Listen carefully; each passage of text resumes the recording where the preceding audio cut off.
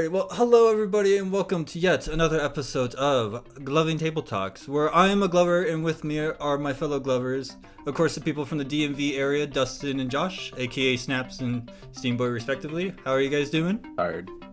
Chilling. Chilling and tired, gotcha. We also got our central person, Mr. Mckinnley, godfather of WWG. How you doing, my guy?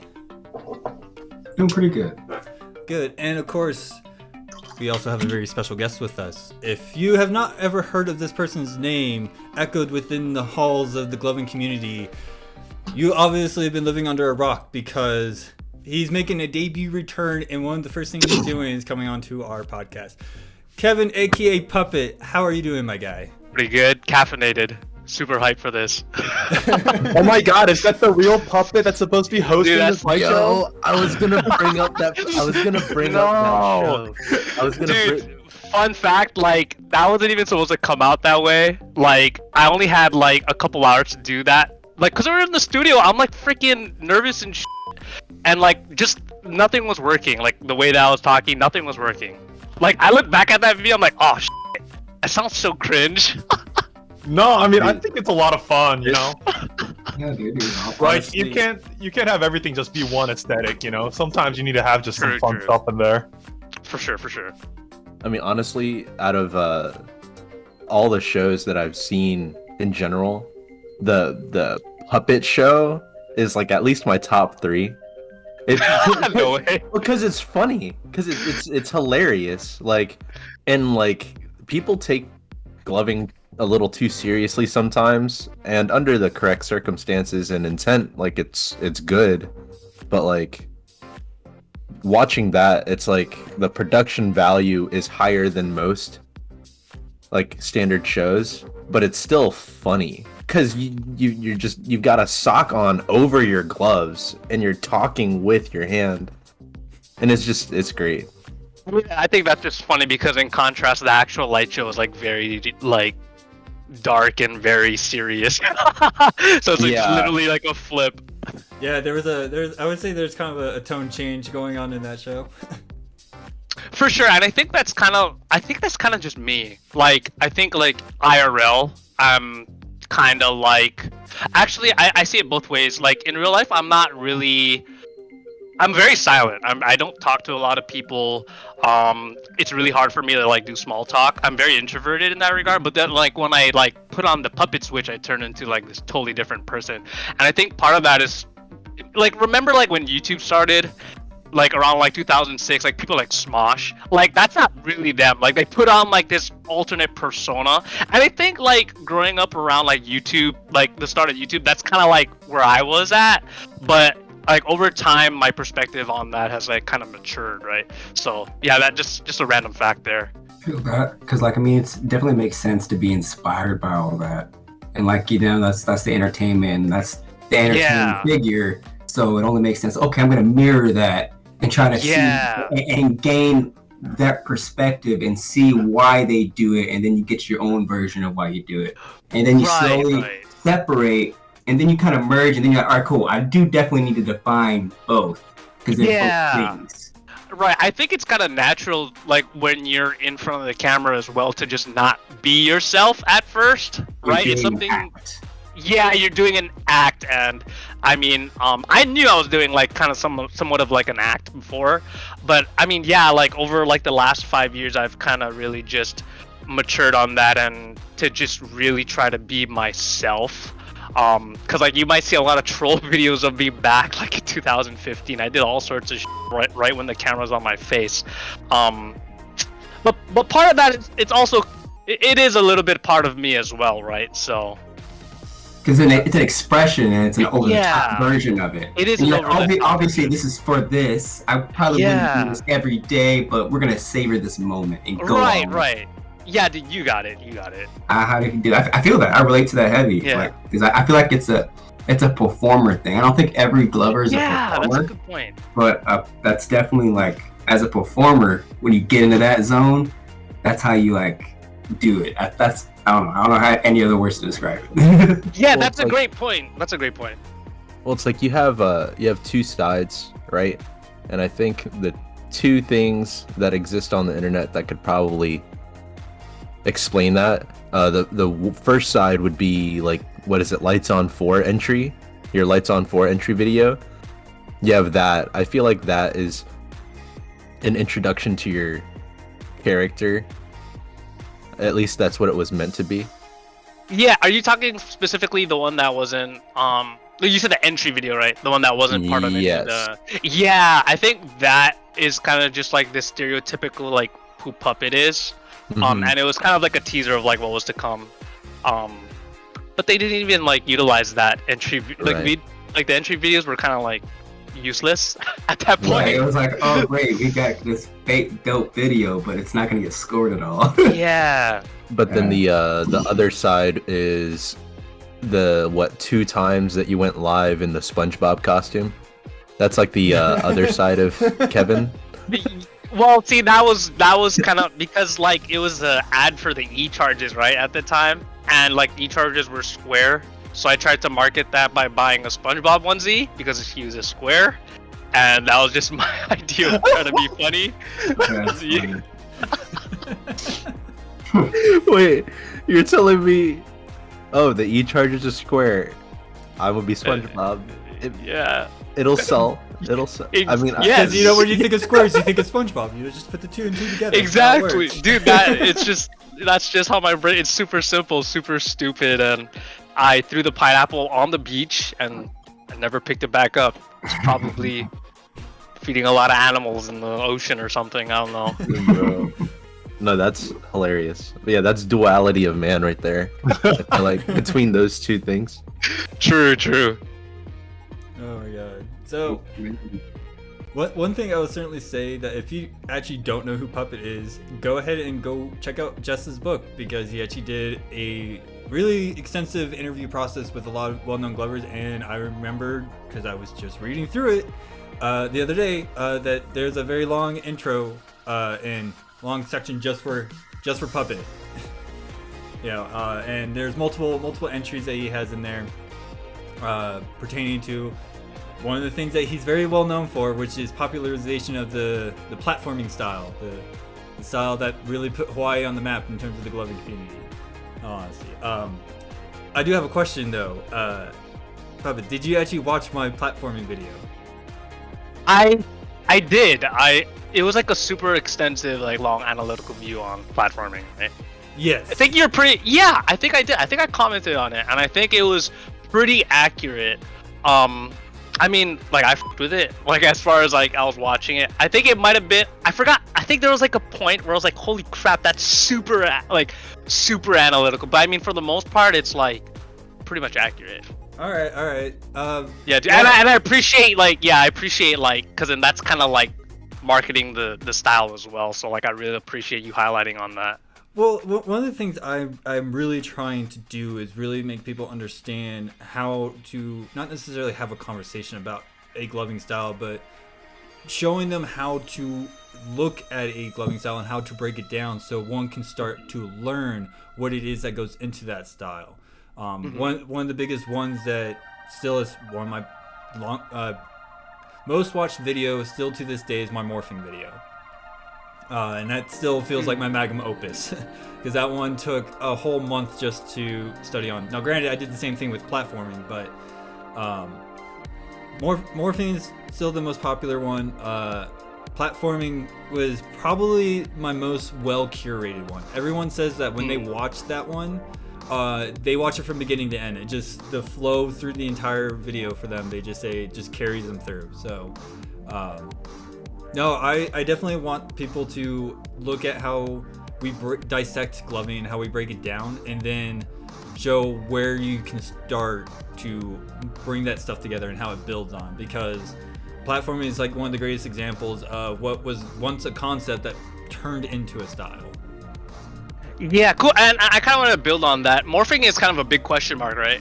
Like, they're really, I mean, everyone understands what morphing is, but like even like some of the creators don't even know what morphing is. They're saying like things like, oh, like you only know how to, you have to do it, like only the people who like made it or something or whatever know how to do it, right? So it's like it's never really been established on exactly what morphing is. People see it as like an effort changing transitional type of structural concept, right? But like I think that's partly why is because morphing isn't really well explained from the creators themselves.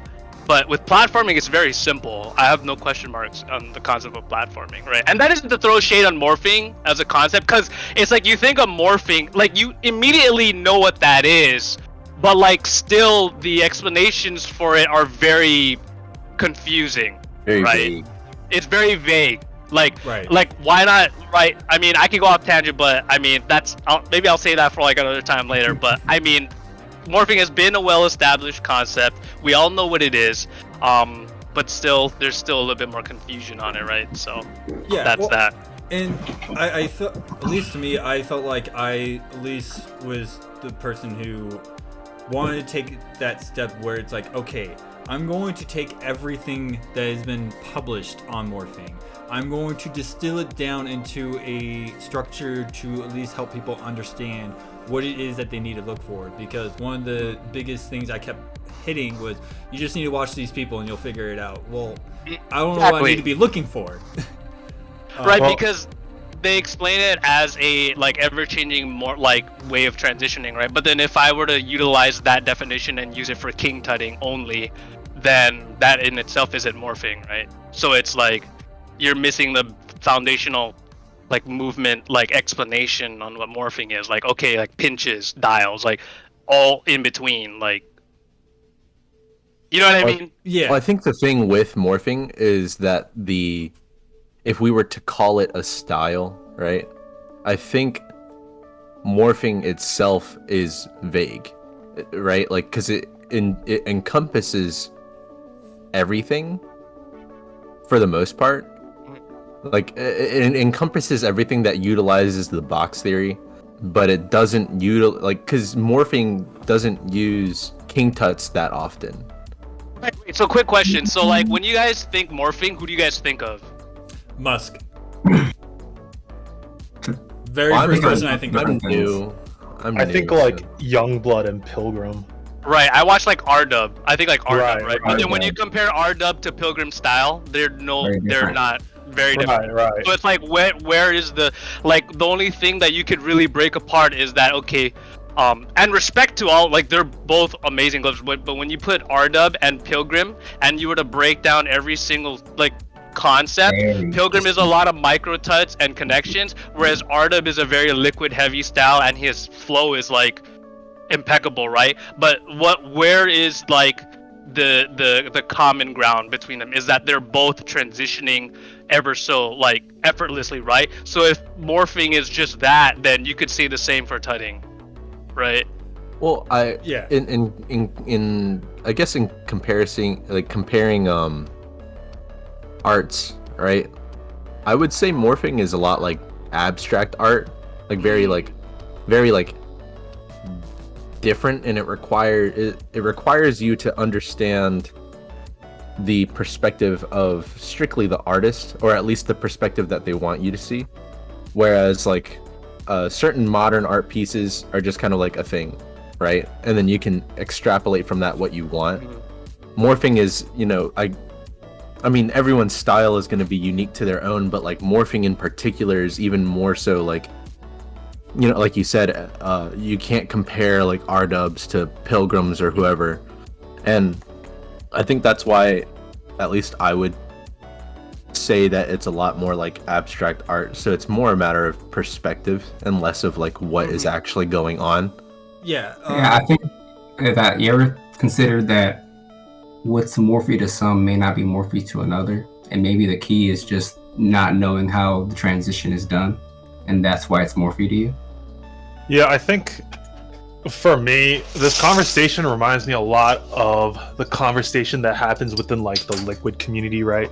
Because the liquid community similarly like also constantly has this sort of discourse between like a lot of the older heads and a lot of the new people coming in. They're having this discussion where the old heads are constantly talking about the quote-unquote purity of liquid styles and how the younger generation is not really doing liquid because they're so their style is so steeped in modern like just all styles culture, if that makes sense, right? Where it's like a huge melting pot of a lot of different styles, where even if your base is in liquid, you're taking a lot of concepts from other things, right?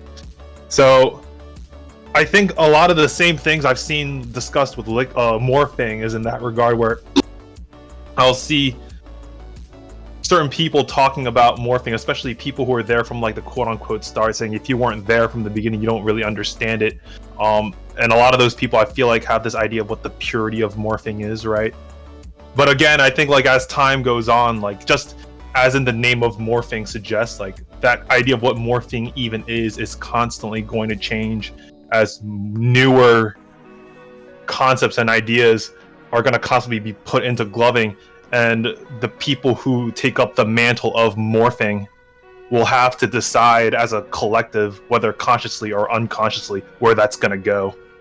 Well, where I'll go off of that so that we can start getting back on track would be, I think it's good, Kevin, because I think you had an opportunity to actually gatekeep platforming. You had as like as part of your community, right? You guys had an opportunity to gatekeep platforming because I don't think it was popularized until you started utilizing it and showing it off more in terms of like how to do things. And I guess the conceptual side of like, this is what it looks like, these are the shapes that I'm representing, this is how it looks. And I think it's good that you didn't gatekeep, because that's what morphing, at least from my understanding, tends to do. A lot of hobbies start doing, like, stop f***ing everyone that gatekeeps. Stop it. Stop. Yeah, so the like floodgates. Yeah, I kind of wanted to like just so it's. I think this is like platforming in itself is a very,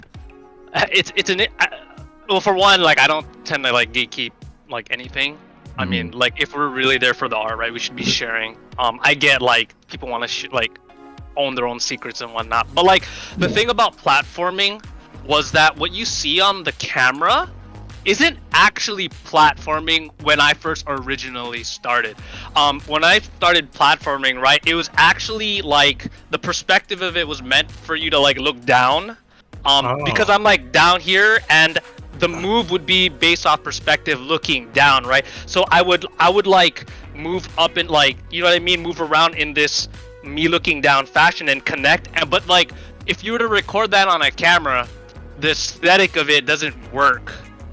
If you were to go down, like the connection is not the same. So like you're forced to come up in this upright position and then do it there. So it kind of like took a life on its own through that means, because I didn't originally intend it to be for the camera.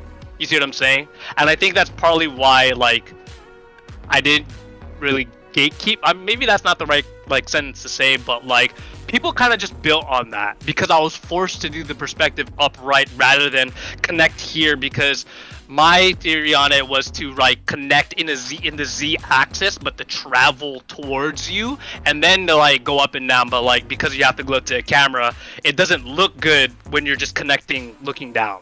Does that make sense? Yeah.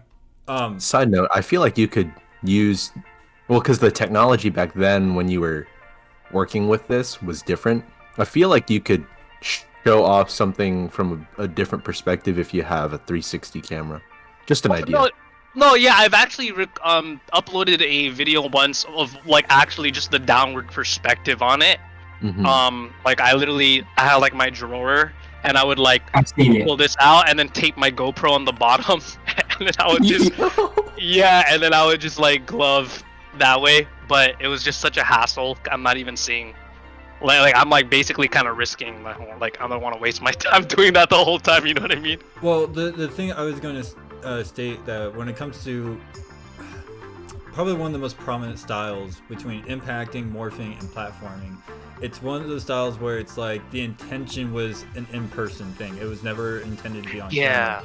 So when it comes to specifically like impacting and morphing being sister styles, their intention is to cause a distortive visual effect with your eyes. You can't capture that on camera. You can't cause the eyes to go crazy through a camera with the techniques that they like to throw. Especially like with morphing, to me the idea when it comes to it is like those optical illusions that you can watch on YouTube for like 10 seconds and then you look away and then things go all crazy for a little bit. That's what you're trying to do, and you will actually see the distortive effects as the show's going on. Like it kind of gives you like this tunnel vision blurring effect that happens.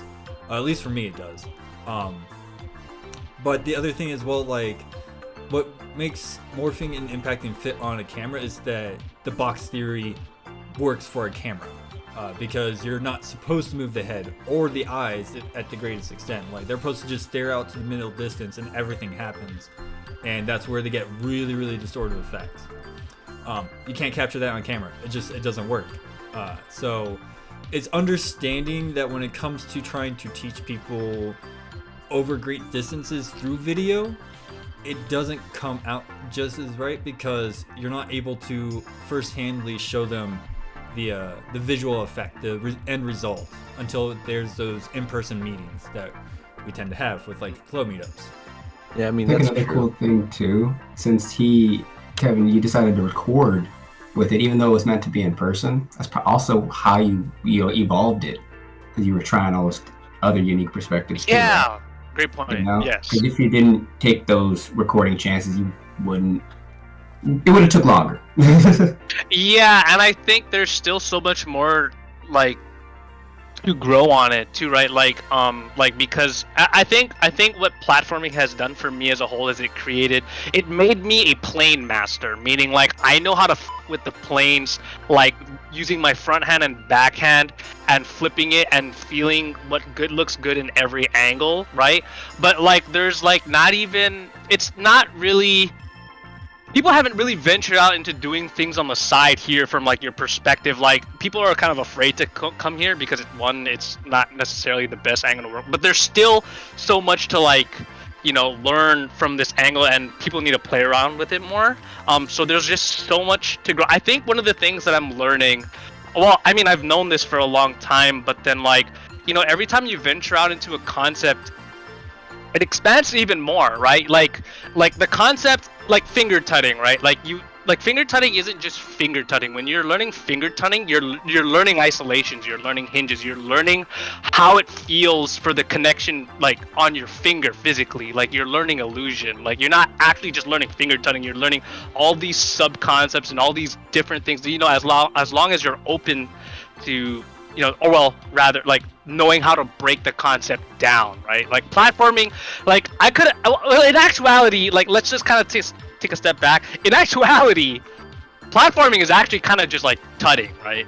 Like it's just tracing. Like you could argue that, Very stylized. yeah, it's just, and I think like kind of going back to morphing as well. It's so interesting because it's like morphing exists and then morphing doesn't exist, right? It's like when you think of morphing, you immediately know how to move like a morpher does, right? But then like with platforming, when you have the mindset of like having a flat base, that itself is an entirely different style. It isn't just tutting anymore. It's not just finger tutting anymore. Like once you like adopt that mind frame, you move in that certain way, right? Like if you were to imagine like what if like whips are like not only just like going around and like causing visual distortion, like, but like it's also how you own the space, right? So it's like knowing how, like, what does this concept do for you? I think that's one thing that, a lot of glovers can adopt, so then they can create different mind frames for the concept, rather than that's the concept and that's it. Does that make sense? Yeah. It's like those concepts and the other things are like traits of the concept. Yeah, great, exactly. Yes, beautiful. Oh yeah, that's a great dude. This is a great picture. I can just see it all.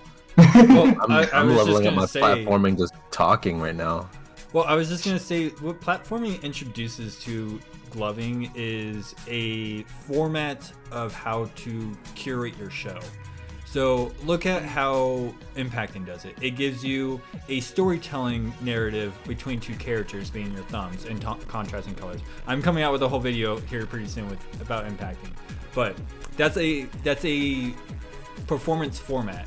Platforming asks a question and wants an answer from the other hand. So one hand asks a question. That's a great way of putting it. Exactly. Yeah, the other one answers. So what it's basically is doing is like having a debate with your concepts. One poses this question, has a rebuttal from the other hand, and then it literally goes back and forth, one after another. And that's the thing that I like about platforming, is because it brought about a philosophy of how to curate your show. Do I want to have two characters that you go about, or do I just want to pose a question and have it answered? You know, it's right. That's very super simple. cool. That's a super cool perspective, right? And I think the thing also with platforming is that sometimes you don't need a rebuttal, because like let's look at like the vast majority. Like everyone feels like they need to do a connection. Like everyone feels like you need to do combo, but then like platforming allows you to not even combo and to just stay in the form, because even that form is beautiful. Like you can stay there and just stay there, and to just be able to appreciate the form rather than you having to move on to the next move before like I can even understand what is happening, right? And the thing about it is that everyone's form is different because everyone has different finger profiles, right? My platform is not going to look the same as yours. That can go for anything, right? But I think it's one of say Hawaii popularized the ring finger horizontal index out, like this watch. You guys popularized this finger placement. Like every Hawaii lover I watch, I always see that. Yeah, exactly. I think the one I see that I adopted for myself that I saw a lot, I can't remember who, but it was this position where instead of your index and your ring out, it was your pinky. Because then you have like, because that's at least how the shape that I like using. Yeah. But again, it's all style perspective. I think I've seen Kevin do that a lot. I was gonna say a lot of platformers utilize that formation as well, because it's a variation on like the clock face as well, you know. So it kind of lends within the whole platforming ethos. Yeah, well, but I think, go ahead, Josh. I was gonna say, like, with what you were talking about, Kevin, with like different people having like different shapes of hands, like allowing for like different profiles, different kind of like forms, right? Or I think the moment that I kind of realized that was basically looking at this form, right? Most people would say it's aesthetically pleasing to have it like as straight as possible on the X and Y axis, but one of the local glovers in our area, Edgar, who goes by Gur, he actually, when he does this form, will kind of slightly curve his pinky, like ever so slightly, and it looks trash on my hands, but because my hands aren't his hands. But when he does it, it kind of gives it like a almost like a signature, like you know that he's specifically doing that form. And even though, based on traditional rules, it doesn't look good, when he does it, it has an aesthetic factor to it where he makes it work. You know what I mean? Like, yeah, he's made the uniqueness of his hands work for that form. Yeah, you got to use your weaknesses to your advantage, right? And I think that's partly why I wanted to go with platforming, because because originally I was a very digit heavy kind of glover at my like origin, but like I could never, and Josh, I could never bend my right pinky like genetically right. So it's like, okay, how am I gonna like fake this? Like, how am I gonna fake looking technical? And I did that through movements and forms rather than the actual dexterity. So that was my solution to that. Well, the makes sense. At least from my perspective, the way that I see like traditional gloving, a lot of people's shows, you know, will utilize cause and effect. So it's I compare it a lot to like a Rube Goldberg machine, right? Like, so if we look at morphing, right, that's just a big Rube Goldberg machine. You know, you have one thing after another constantly. But then I think the reason why I like platforming and the way it operates is it's instead of two different objects constantly causing and affecting each other, it's one like system. Like generally platforming is one system that will split and then come together or move together around like your grid. And I don't know, something about it is, I don't know, I guess aesthetically pleasing for me. Yeah, like, no, that's a good point. Like, so one, like a concept that, because again, everyone's so like, majority of glovers, they like to do just connection, right? But like, think about like hand composition. Like in photography, because I come from a background with photo and video, right? Like every object has its most pleasing side. Like same thing as a person. You ever heard a person like, oh, capture my right side, like my best side, right? So the same thing goes with like fingers, right? There's a most aesthetically pleasing angle with every form. At least that's what like my philosophy was.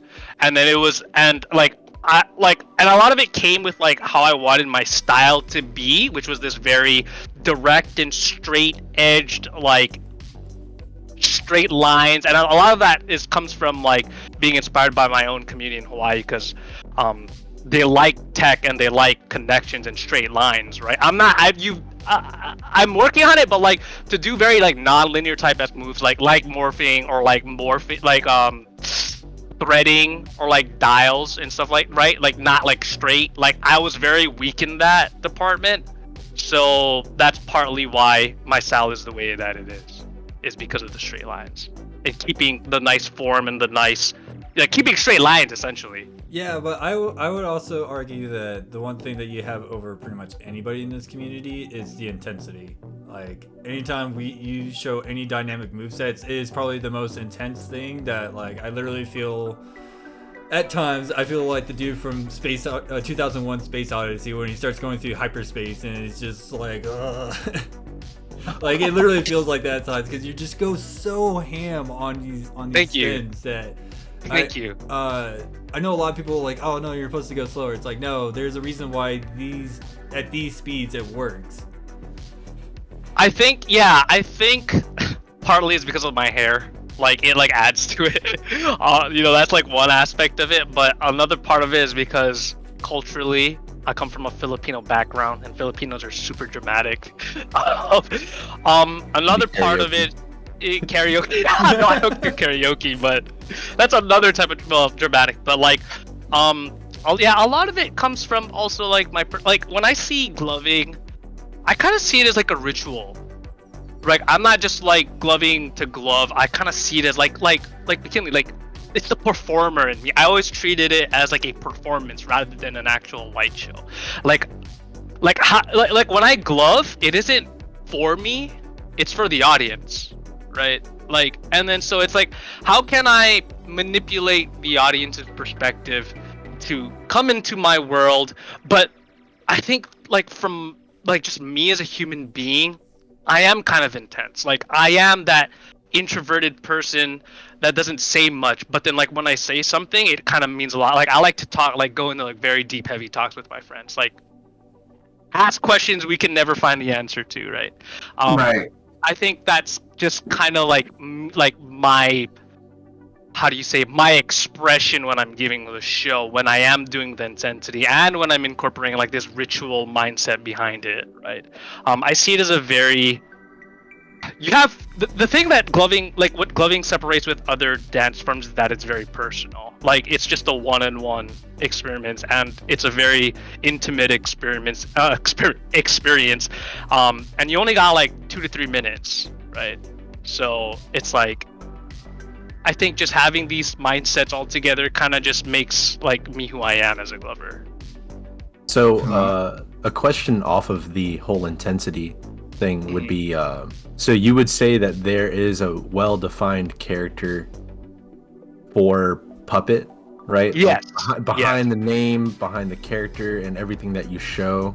Not the right? name. Not the but name. Yes, the character. Yeah, the name, I got my name super boring. Like, hey, look, your style looks like a machine puppet. I was like, oh, yo, puppet? That sounds dope as f. There's already a puppet out there, but I'm just gonna take his name and be better than him. That's the story of Puppet. Yeah, but yeah, like there is a character behind the character.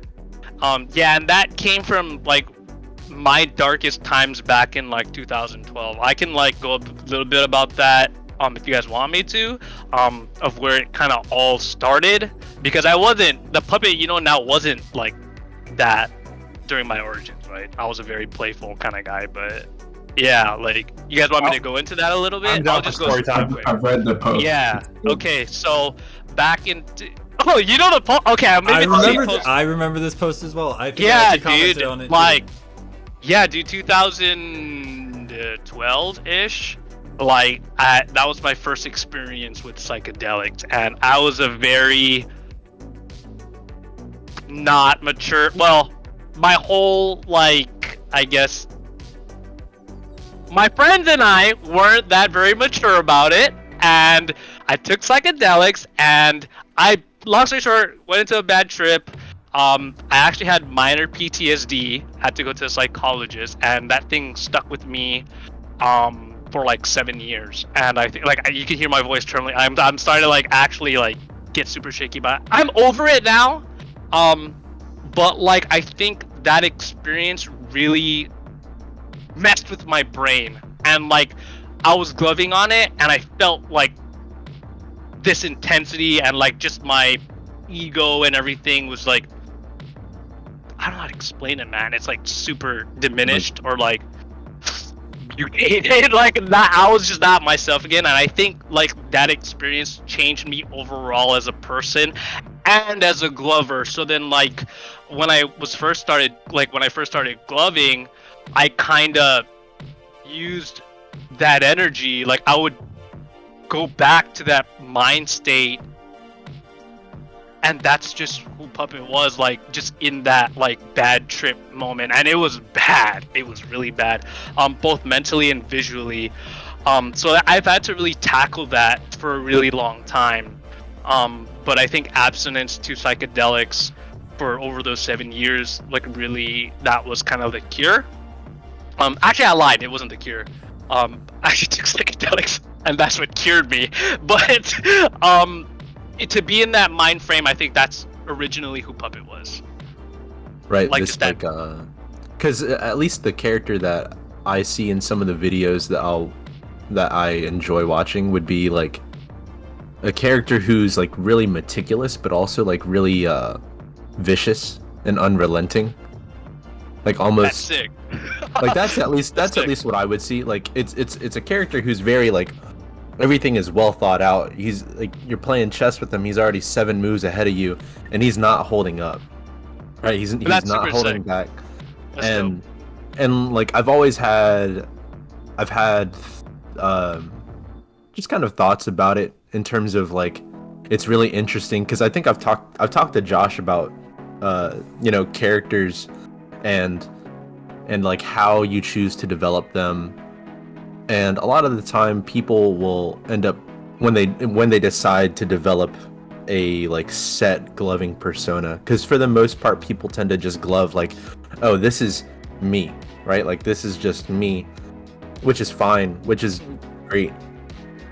But then you have people who will start developing an entire character, and at least with myself, the characters that or single character that is split into two, it's definitely split from, like, at least how I analyze the world from multiple perspectives.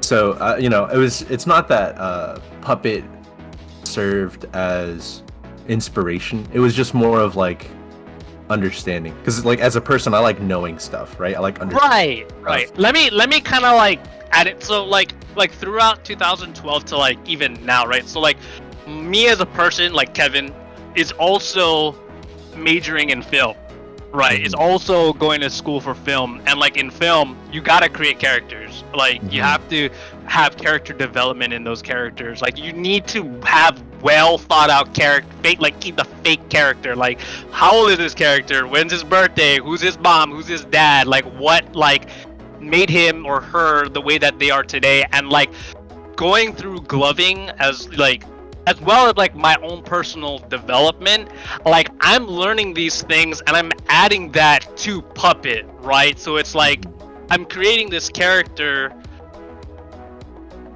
but I also have to think about how this character is gonna develop, not just only, like, persona wise, but, like, conceptually as well, right? Right. Like, so it's it's kind of weird because it's like I kind of tripped myself out. 'Cause I had, if you guys know Christian Lim, Yeah, that's my boy. yeah, he asked me. Yeah, I met with him at Second Sky, and he asked me this very like insane question, and like even till this day, I have trouble answering it because it's kind of a trip. It's like is Puppet you or is like Puppet a different person, right? But that's like a trick question because yeah, like that's me. I am Puppet, but then like the mind frame that I'm going to isn't really me in real life. So how the hell do I answer that question, right? And I think that's kind of the beauty of it.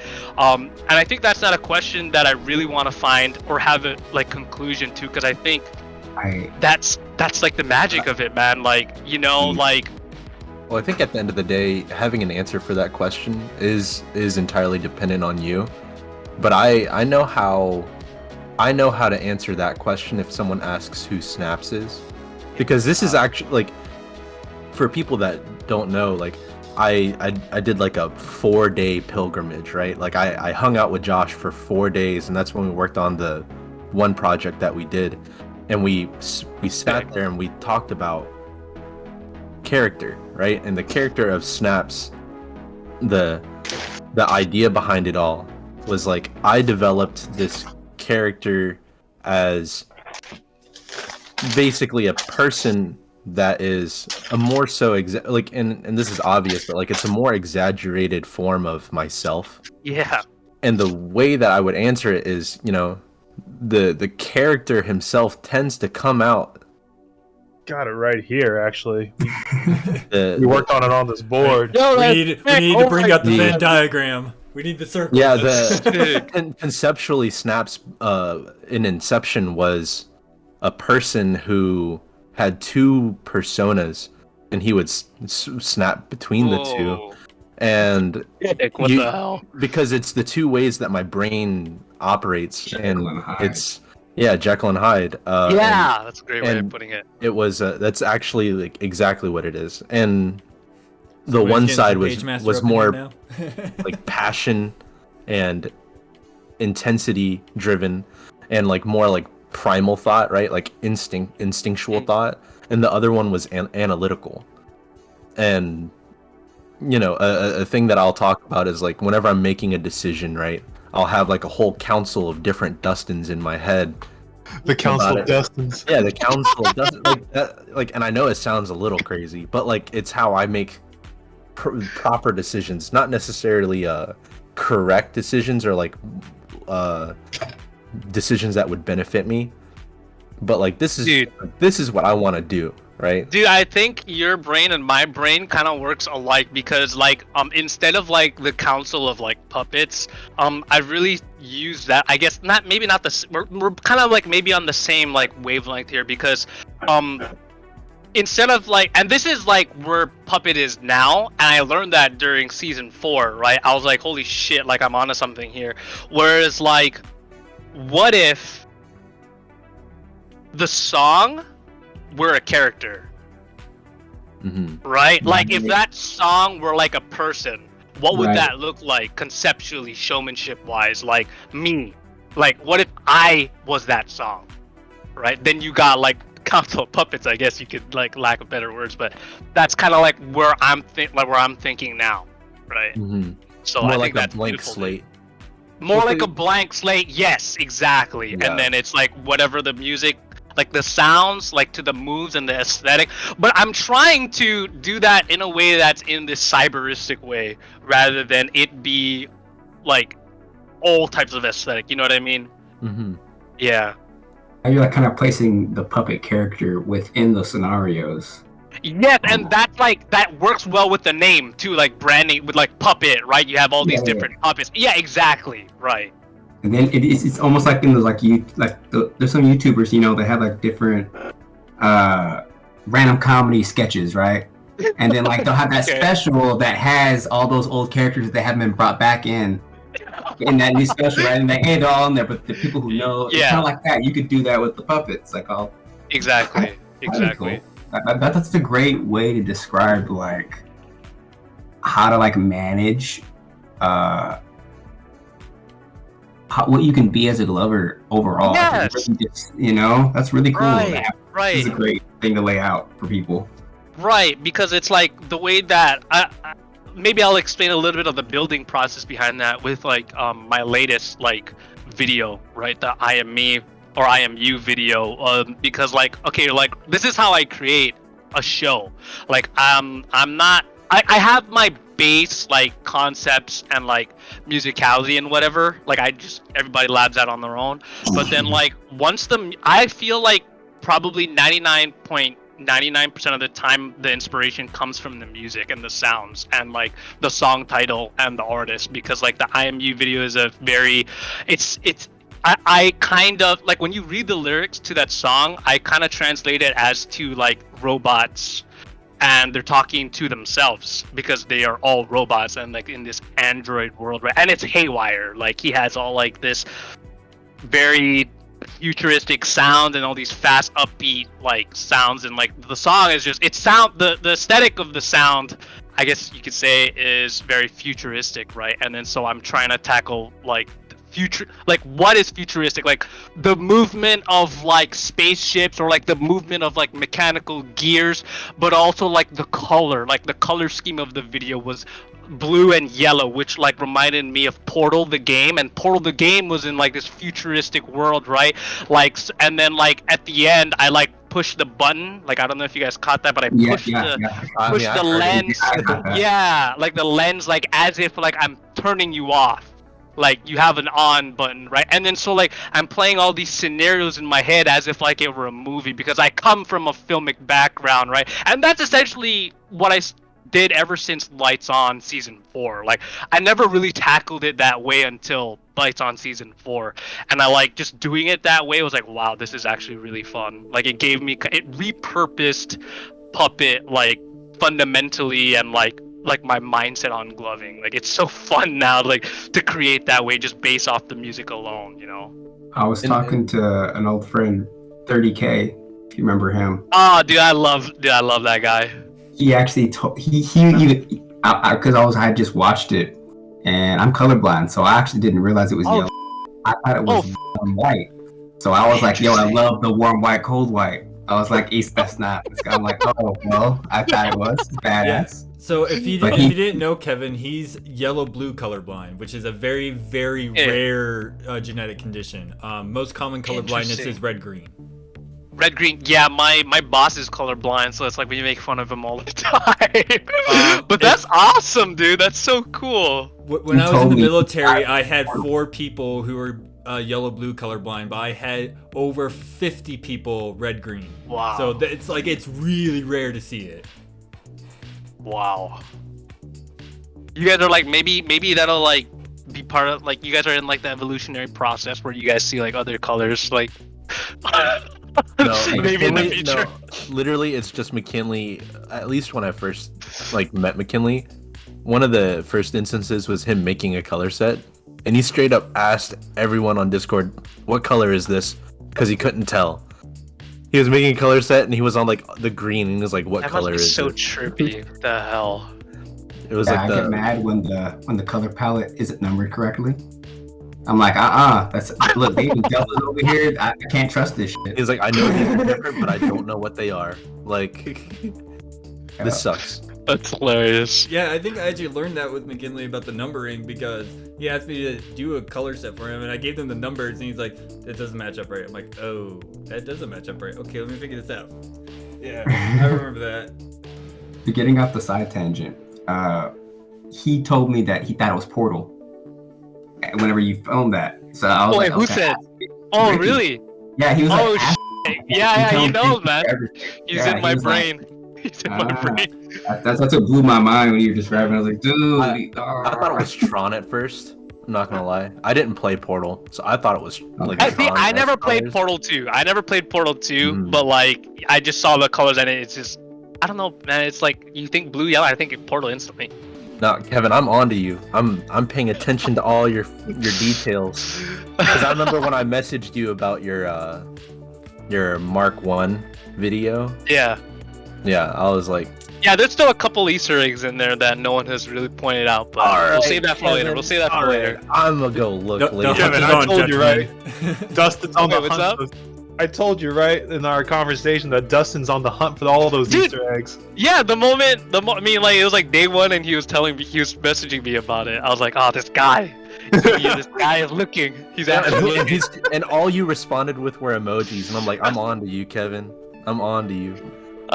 So I guess the next question would be, who else has discovered these Easter eggs, or is it just Dustin so far? I think Dustin was the only one that messaged me about it, but like I talk about it with other people, like here. So. Yeah, no, I'm on to you. I'm on to you. Well, everybody, you heard it right here. There are Easter eggs in his videos. You need to start finding them. Yeah, in the corner of the Mark 1, this is the only one I'll give away. In the bottom left corner of one of the scenes, you'll see a Jimmy Dean breakfast sandwich. Because he didn't finish it for breakfast that day. The official sandwich of puppet. So basically, what you're pointing out to me is that you found something that is like the equivalent of the original Star Trek, where like one of the people's like left their cup on the set, and it just was there in the shot for a second. They did that in Game of Thrones too. Right, they left a coffee cup or something, right? Starbucks. Cup, right. There's a whole scene where you see the Starbucks cup. They're like in the pub, and it's like right there. Yeah, that's a huge. All right, everybody, Starbucks is in King's Landing. Let's go. They edited it later and took it out in post, but the first initial airing, it was there. Yeah. Holy crap! That's really bad. I mean, there are YouTube channels that literally point out all these little flaws and quirks things that you see in films. So. I'm wondering if people are cool with me switching gears a little bit. Yeah. Okay.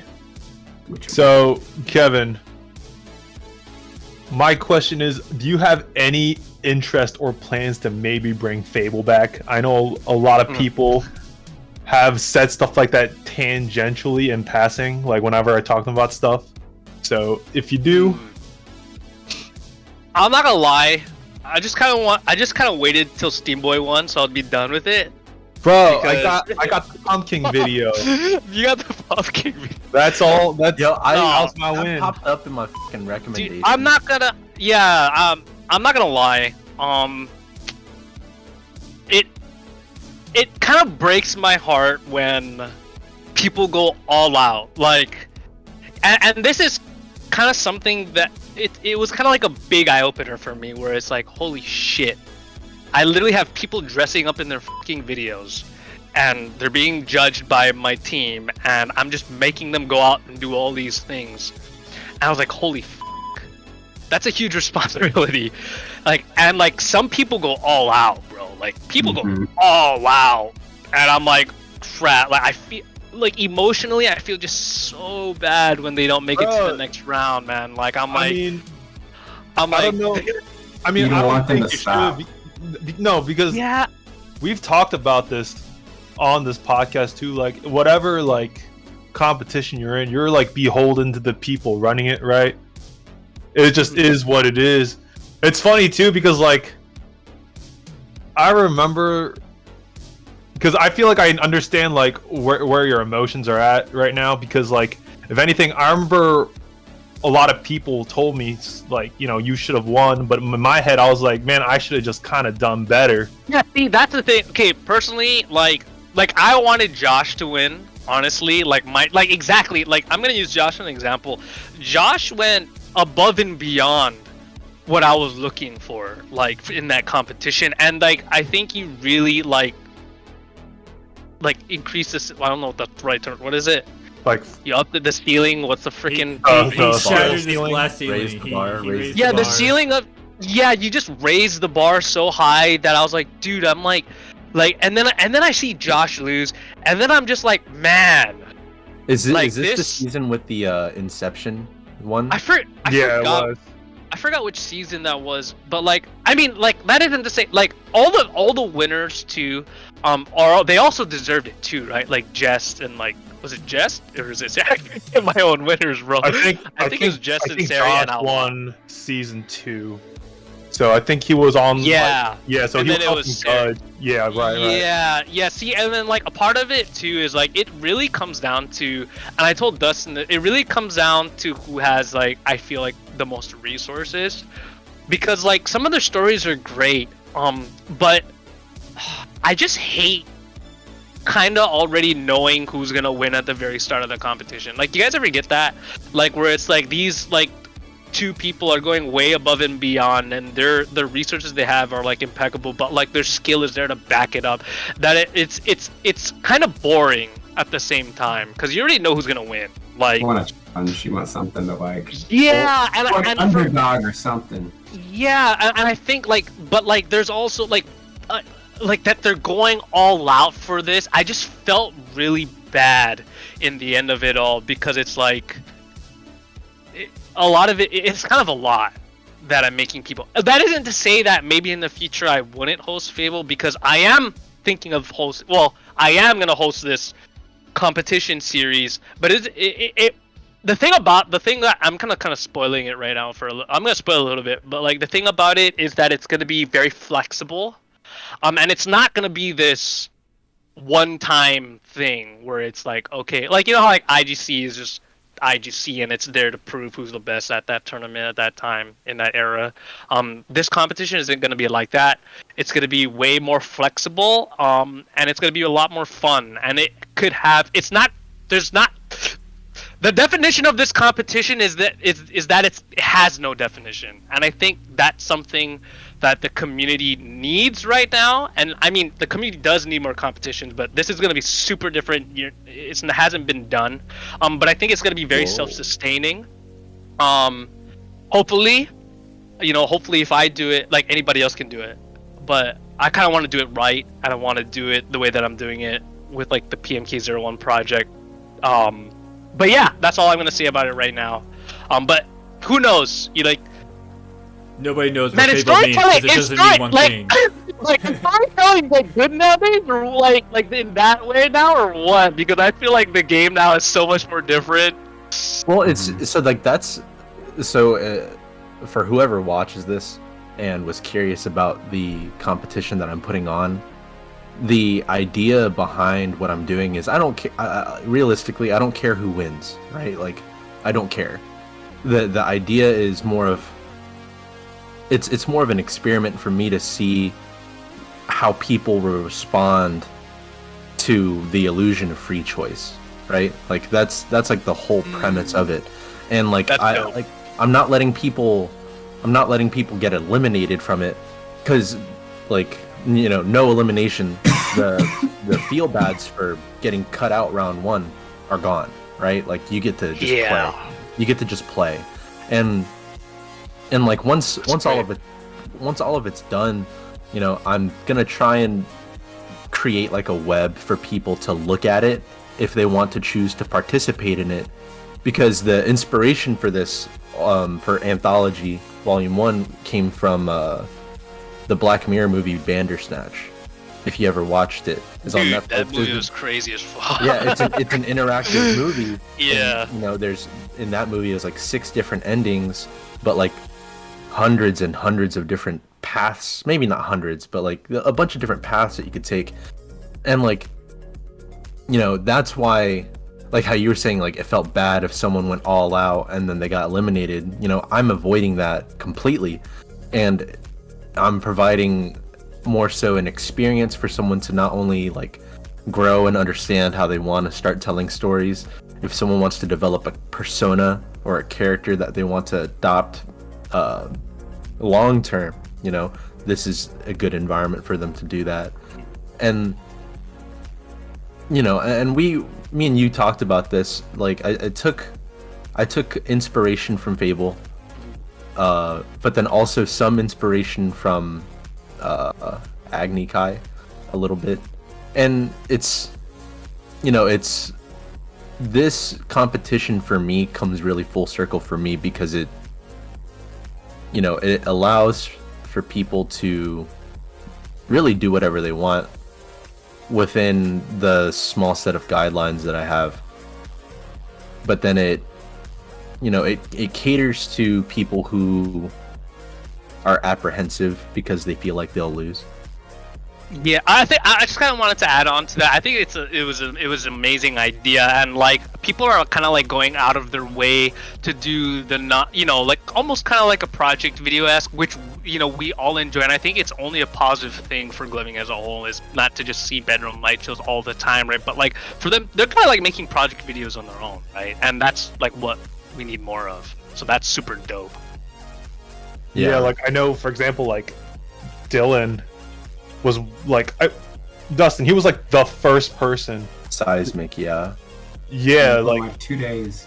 Yeah, exactly. And like watching that video, like I could definitely see how excited he was. Like me watching that video, I could see the energy that he had and like the excitement that he had for like the actual first round. So like, I don't know, I'm pumped. I've seen almost every video so far. The only one I haven't watched yet is Emotives all the way through. So everyone seems to be putting in like a lot of effort. I'm looking forward to it. So I initially had set the threat, like the cap for it at 16 people, but I was really only expecting 8. So the fact that I have 7. You got 16? Oh, you got 7? No, oh, 7, okay. 7 or 8, which is what I wanted. Yeah. Initially, but I set it to 16, and I had Josh as a backup judge because I figure 8 people per judge type thing, like split the work. Or even like come together on the work so that the thought process isn't as difficult or demanding. And I don't know, I'm excited for it to start. It started Saturday, so I'm excited to see what people do.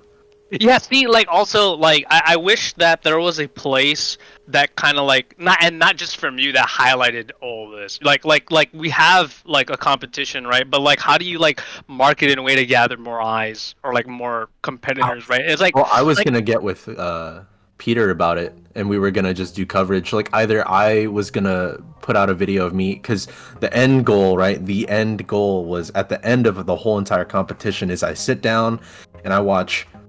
Every single person submitted an entry video, right? And then there's 4 rounds after that, so that's 5 videos. I was gonna watch each person's video back to back, and that would showcase like this is the story that they're trying to tell, this is the character that they have that they're trying to portray, and so on and so forth. And I was either gonna do that by myself, stream it, or do that with Peter if he wanted to. I mean, if you recall when I tried to do my little Trials of Bird thing, the way I curated that kind of content, something that I was attempting to show how people can format something close to a competition, where you show the videos, and then you can literally, as the videos like replaying over, like literally have like a written out dissertation of your thoughts of the video and like where you stand on it. So that way, like, to me, I thought that would make it a little bit easier for people to like follow along with what I'm watching, and then they're seeing what I'm pointing out as I talk about it. Well, I think the big thing, that the mindset that I have with this is that I think whatever feedback and whatever like dissertation that I have about a person's overall anthology or whatever their character is or whatever it is, I feel like that information can be accessible if they want to, but in terms of a video format, I'm not going to force someone to like watch and hear my thoughts, because realistically with this, I want people to just experience basically the way that my brain works and put together this whole competition. And if anyone wants to spectate, I want them to experience that in the same exact way. Like I don't want to watch one video, talk about it 15 minutes. You know what I mean? Because it ruins the story. It's like watching a director's cut with commentary movie. Like if I watched Pulp Fiction and Quentin Tarantino's talking every 5 minutes, I'd be like, this movie sucks. Like, don't spoil it for me. But if I watch Pulp Fiction with no commentary and it's just the movie, the whole story makes sense when I finish it. I mean, if anything, it might be something you might want to consider after everything's said and done. Yeah, absolutely. Because, I mean, that analogy I would say works on a first watch, but I would say on a multiple, like repeated watch, I would most definitely consider. Yeah, that's what I'm saying. That's why I'm saying the information of like what my thoughts were could be accessible, but I'm not gonna force someone to watch it or listen to it or read it or whatever it may be. Have Actually- you ever heard of the competition Geometric Madness? I have on heard of Instagram. it. Mhm. Yeah. So like a really great way that they market and get all eyes on it outside of just finger stylists and like glovers, just people who are just interested in like art and cool stuff. They'll get all the videos that are submitted and they post them. Yeah, You know? they just posted And all. they put a post a graphic. Hey, look, this person, this person, this person, slide that person, and then like those go viral, constantly just getting shared. It doesn't have to be like you can market in many ways. Put it that way.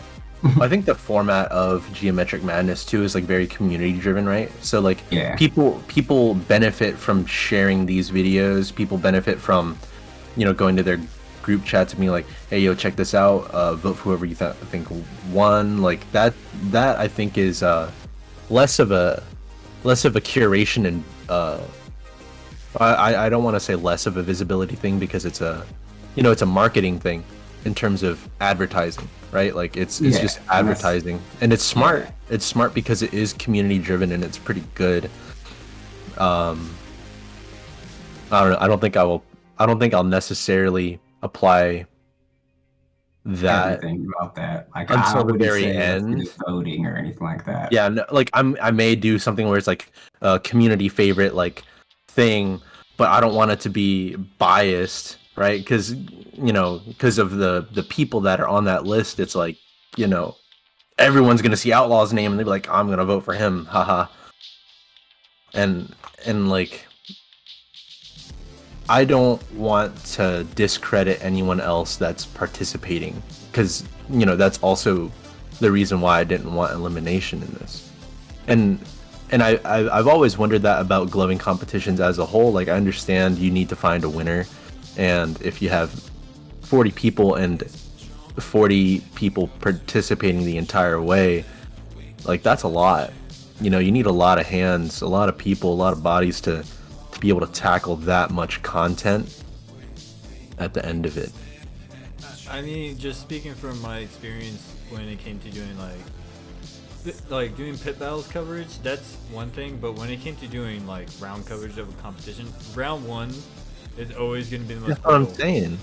That's what I'm saying. And like, if you had to do round one when we did the Inky Boys competition, it was what, 40-some people, 30-some people.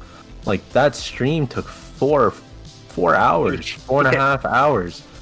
The And, recording like, session between me and Genghis Wrath when we did the IGL comp that Mr. Freckles was hosting, that first round took us 4 hours, and I split that up into 2 videos That's just nuts. because it's just you're watching, And that was trying to break 16 it people. down, and you're trying to like move along, and sometimes it is just like, oh. and like, that's something that would be difficult to do over the course of 4-5 rounds. And I understand that, I think Well, go just ahead. the whole format of just like going over videos in general is just it's kind of a double-edged sword. Like, remember back like during Lights On, like they would pick only one match out of the bracket, but like that kind of already spoiled some of the matches. I think it's not. It's such a hard idea to even do, to like go over all these matches, or to just go over matches in general as the tournament is happening, because like you either spoil it or like you're taking a lot of time going over things, and like whoever, like, not all the competitors you might even watch it, so it's like one person might have an edge over the other. You know what I'm saying? Like, I don't know. I just think it's a double-edged sword to do something like that. It's better in hindsight because during It is. takes place Yeah, during the after. experience. Yeah, after Because the like you fact. don't want to hear, all right, he does a finger roll, then a whip, and like you don't want to hear like an NFL overcast on it, Oh, dude, if they commentated like how they commentate Yeah. like, Smash tournaments, that would be abysmal. It's like, oh my god, nice finger rolls there. Oh my god, those tuts are so clean right there. Oh my god. Oh my god, he hits us with whips at the drop. I mean, And there he is. Nice. I mean, I've made my attempt at doing like reaction content for gloving like pit battle videos, because it's just like pit battles is actually supposed to be a little bit more entertaining. So I've been like, Peter, I think okay, but that's the difference, right? Like, you are making those videos from like a retrospective point of view. Like it is like inherently implied that you watch this video by yourself first, and then you go back and watch Peter talking about this man who did this thing in this battle, you know. So I think that it's like it's kind of different, you know. Like I think what you're doing is fine. I think the context here is more like in a purely like live context. Do I really want to hear some man talking about like doing like the fucking nut twister like as it's happening? Like I'd rather just react to it, you know, myself. I mean, You've been even though what practicing you're that doing one, huh? are already I good, haven't. too. I had a dream though where Scott came out naked and says, "You want to see a light show?" And then I woke up sweating. Dude, I love Scott. Me He's too. He's I love such that a weird little man. First of all, I'm flattered. Second, have you ever heard of email? So, I think the question is probably what, in your honest opinion, like what do you think would probably work, or were steps that we could try and attempt to make coverage a little bit more streamlined, I guess?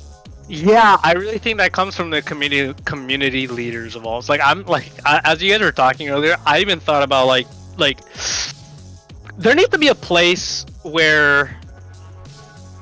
Did you guys know that Christina won a competition? You guys know Christina is like I can never say like Yeah, you guys know that she won a competition yesterday. It's I like have no idea. these are all big. Like to me, these are There was a huge news, competition? right? Exactly, dude. Like. I understand that this is gonna be extremely hard and it has to be community driven, but like still, like I even thought about like applying to be like an admin for like the Glover's Lounge and to just make big like maybe even monthly posts on the huge events that are happening, or like what are Glover's doing that's totally new, and to kind of just highlight like even this podcast, like even like if there's like a meetup someplace, right? Because it's like there needs to be somebody with like a high reach that like everyone can see, and I've thought about being that person because I know that I can get a high reach, right? People will see the things that I post and they'll just know what's going on, whereas like in the whole gloving world doesn't know what's going on, right? Like, and that's what gloving.com should have been like. Just buy the domain, honestly, Kevin. Just for buy the like $3,000. I was just gonna say, didn't somebody something. post something about that? Like, You know, $3,000? hold on, wait. So wait. So there's 27,000 people. Ready, hear me out. There's 27,000 people in Glover's Lounge. If That's each 700. person donated 50 cents, you can you can get clothing. Bro, you sound like fucking Sarah McLachlan like right now. For Yeah, 50 cents a day, for you 50 can cents a save day. gloving.com. Yeah, see, but that's a lot of fucking work, man. Like I have these ideas, but I don't even know if I would be down for that. You know what I mean? Yeah, like, at the end of the day, I- you're- everything.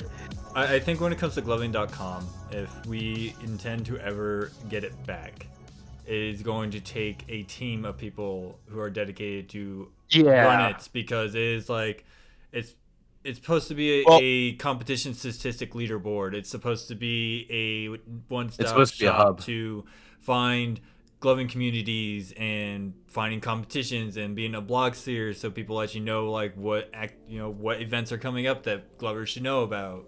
It's the hub. It's a hub. Well, I mean, that's kind of the thing, right?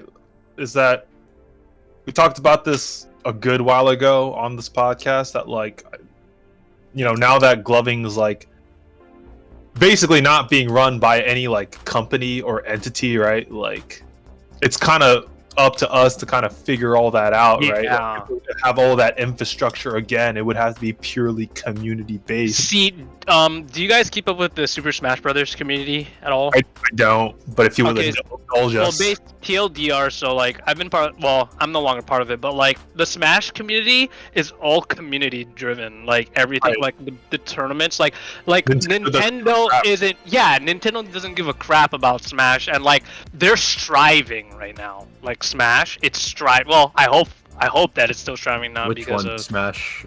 Ultimate. Like Right. there's still like international tournaments and it's still popping. Like even Melee is still popping, right? Like Who do you if mainly they can Smash do it, Ultimate? Yeah, like if they can do it, I think that we can, right? Because it is community driven, and maybe like But gloving doesn't need like one hub. Maybe it needs multiple hubs, at least. You know, that's why I really like this Discord. Like, even though the numbers aren't as big as Glover's Lounge, like it still serves a purpose for people who are on Discord. I think if anything, like the cool thing about WWG is that like even though numbers are smaller, I think like the amount of like attention to it that individuals are willing to give WWG is higher than Glover's Lounge, if that makes sense. Like a lot of people on here will actively hang out here a lot more than people will actively hang out on Glover's Lounge. Yeah, that's a great. Yeah, like that's a question I kind of wanted to ask too. Is like, where are the Glovers today? Like, cause like there is a significant drop in like Glover's Lounge activity, right? And, like, yeah. So like, I Yeah. definitely would like to push that towards the fact that one thing that I strive to push in here is to not post in just Facebook. I'm like, I feel like a Yes. majority of it got stuck. Like, I personally didn't find the lounge until late 2017. Oh, we talked 18. about this. Yeah, and when the minute I did, I was like, this is great, but I'm kind of sad that this is where it all went, because I was like, where did it go all these years? Glover's And, Lounge is Sorry, go like, ahead. Sorry. it's a good and bad thing, because it did harness it and it got everyone to get it to a point, but then now all the resources are kind of like, some are lost, some are like just it's unorganized, and people don't have to go out of their way to look on Facebook to find all of it. Right, And- the place to share is Glover's Lounge, but like the place to grow is not I mean, yes, Facebook, but not Glover's Lounge. Like we need to hit like I made a TikTok, like I made my first post on TikTok today. So it's like I feel like a lot of the Glover bro, some Glovers have like 100,000s of followers on TikTok.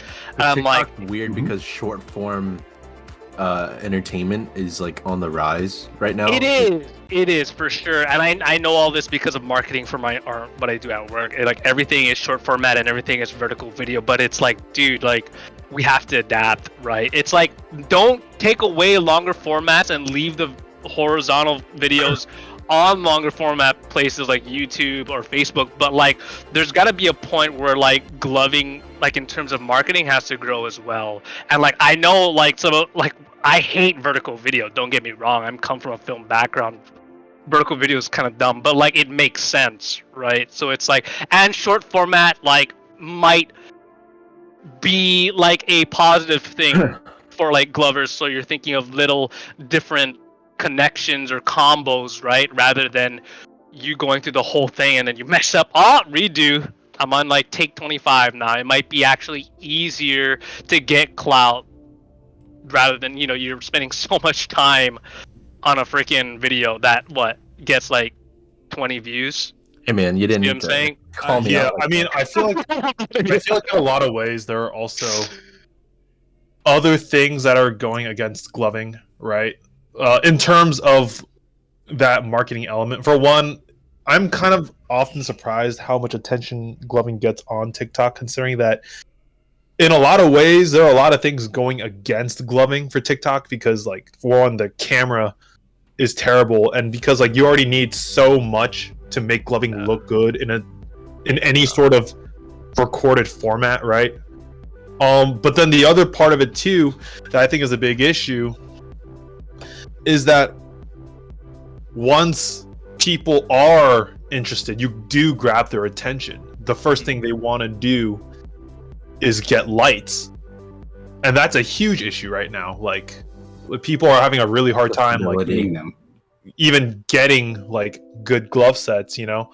I mean, we can point to Amazing, and then we can point to like a couple of other people, but like the number of people producing like what I would consider anything higher than like low to mid tier stuff right now is like kind of lacking, and it makes me kind of wonder how things are gonna go, because I know a couple of people are starting to like make their way back. I know LED Gloves teased something recently. I think my overall point being is that like I think that if we're gonna help basically like make gloving grow in the next like 5-ish years, right, it's gonna have to be one of those things where we're working on both the front end and the back end of the scene, where there are people working on the front end, pushing that content out in the proper places, and also people working at the back end so that when we do have new people in, we have infrastructure for them to welcome them to enjoy all of this that we have cultivated for so long.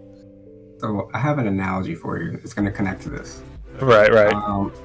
Do you know the difference between throwing down and getting down? Enlighten me, sir. All right, so this is something we do in dance. So for like a popper, right? When you're getting down, you got that electric boogaloo, that how you move, how you groove, how you just the normal having fun. But then when you're throwing down, you pull out a move. You're like, oh, here's a wave, here's a tut, you're throwing that down, right? But then like there's the foundation and there's the stylized. So when it comes to TikTok, people want to make fun of some of the dances and the challenges. But here's the thing, it's teaching them, even though it's really simple, how to just build foundation and just they build a routine, and that's their base.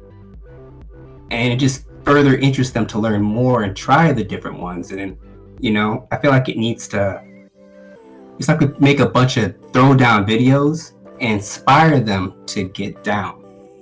Right? Interesting. No, I totally get you. Yeah, I love that. But we need to do it as much as everyone hates it. Like, look, everyone's naturally looks at things from this perspective. So this is how they see the world. So when we're recorded that way, that's how they're likely going to see us in person. So when you're teasing them, you're just enticing them to look more at everything else. But we have to do it. Well, you know, I will say it's like a tangent into like the formatting for TikTok. You can still upload. So like, yeah, also Instagram Reels too and Facebook Reels. It ruins your. It takes up less screen space, but you can still upload horizontal videos. And I'm pretty sure I have one post on TikTok, and it's like literally a full light show. But when you're looking at your phone, it's horizontal across the screen, so you can still see the whole thing. But I mean, it's probably just a TikTok matter of like being able to rotate. But like, also, I don't know how that works. One thing I have considered in the past, and I just haven't done it because I just don't use TikTok, right? Is that you could just record on a professional camera vertically. Because my issue is not so much with the format, like with the vertical format, right? It's the literal quality of the camera, right? It just kind of drowns out everything. But you can upload GoPro footage. Well, that's what I'm saying. I feel like the sound challenges you can't really do because you need the thing doing it with you. Oh, well, that's true. And the filter stuff and all the effects, you can't do all that. I feel like no, but I feel like it could literally just be a matter of you recording over that, right? And then just like lining it up properly. No, because there's some filters that need your face and motion, and like it's reading your eyes and like stuff like that, real time. Gloving really getting gate kept by TikTok. So like you, now. It's like you can't do it. You can use some of those as transitions, like Gotcha. But even then, it's like you can't record stop with a GoPro. You can only do that in the app. Like the most you can do is you can upload that whatever you recorded and add their song over it. And maybe you can do like the literal sliding filters, right? But not any effects or anything like that. Yeah, you can cut it up. We're like a slave to the algorithm too, right? Like you have to like use what TikTok is using rather than kind of just posting your own shit, right? Like with your own song, and hopefully maybe it catches on or whatever. But like, I mean, like when you think of it from like a growth perspective, I think TikTok kind of is the move right now. Like, you guys seen like, I think it was Jest, where he's like getting crazy followers on TikTok compared to like Instagram, where it's like giving you trash, or like YouTubers giving you trash. Right? What the hell? You do that too? That's super dope. But like, I think like it's super interesting that, I mean, like there's probably a subdivision of like the gloving community we don't even know about that would love gloving, or that's already gloving and we don't even know. Like the glovers like, on Reddit. We're literally old Reddit. We're literally old men and we don't know. Yeah. I'll say this. if it comes down to understanding like what's gonna work for gloving in TikTok, I think the person that we need to start looking towards is Dr. Freeze. Because have you guys actually seen some of his choreo stuff that he's putting out? Just like simple impacting choreos. Yeah. He's basically doing what Mckinnley was saying, like showing people the foundations of just movesets that he has. And I think that's where we're probably going to have to start adopting a lot of his ideas.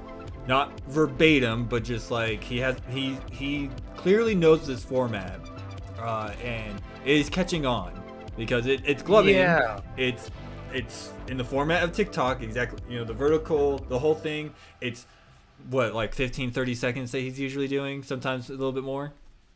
I do want to give a shout out to Christian because I have talked with him in a long format just like this before, and he knows exactly what's up. Like, he knows what he's doing, to the point where he's actually making money off gloving, right? So it's like he's not only growing gloving and gaining more traction, but he's also nurturing these glovers, right? But also making it somewhat almost like a job, which is like a dream for glovers, right? Is knowing how to monetize your skills, but in this way that's very positive for the community. And I think like the attitude of gloving needs to change. It's like we can teach now, especially like look at Teddy, right? With like you got moves. Like we're in this phase where it's like we have to give back and teach this newer generation, and that comes with like, you know, if you think in the bigger, like the large scale and like the gloving timeline, we're at that point now where we can start teaching people professionally and like seriously, right? We have so much different content to teach nowadays, and I think, you know, like it went from just like finger rolls to digits. Now we have so many like other subcategories, like and we're even bringing things back, like conjuring, impacting, right? So like I think also, and I've adopted this new philosophy, and you guys might not agree with me, where like back in the day when you started gloving, you gotta learn finger rolls, like you gotta learn like whips and stuff, and because like typically it would be finger rolls, okay, wave tutting, okay, digits, dials, and then tech, and then you start getting crazy, right? But I think at this day and age is you don't have to even start at that point anymore. I've seen a post on Glover's Lounge lately, and it got a lot of like, I think a lot of hate on the post, but like I kind of agreed with it, whereas like you don't need to start with finger rolls anymore or foundation, because like imagine okay, so imagine this, okay, there's so many concepts you can do with gloving that not everyone should grow in this linear fashion. Like I get it, guys, like I get it, you should learn the finger rolls, and like I believe that everyone should learn finger rolls. It is like the best like muscle memory for your hand, right, to learn to get on into these intricate places. But like imagine other styles that could mature if they didn't master finger rolls, and instead they honed in their skills into something like dials, or let's say even digit scales at this point in time, right?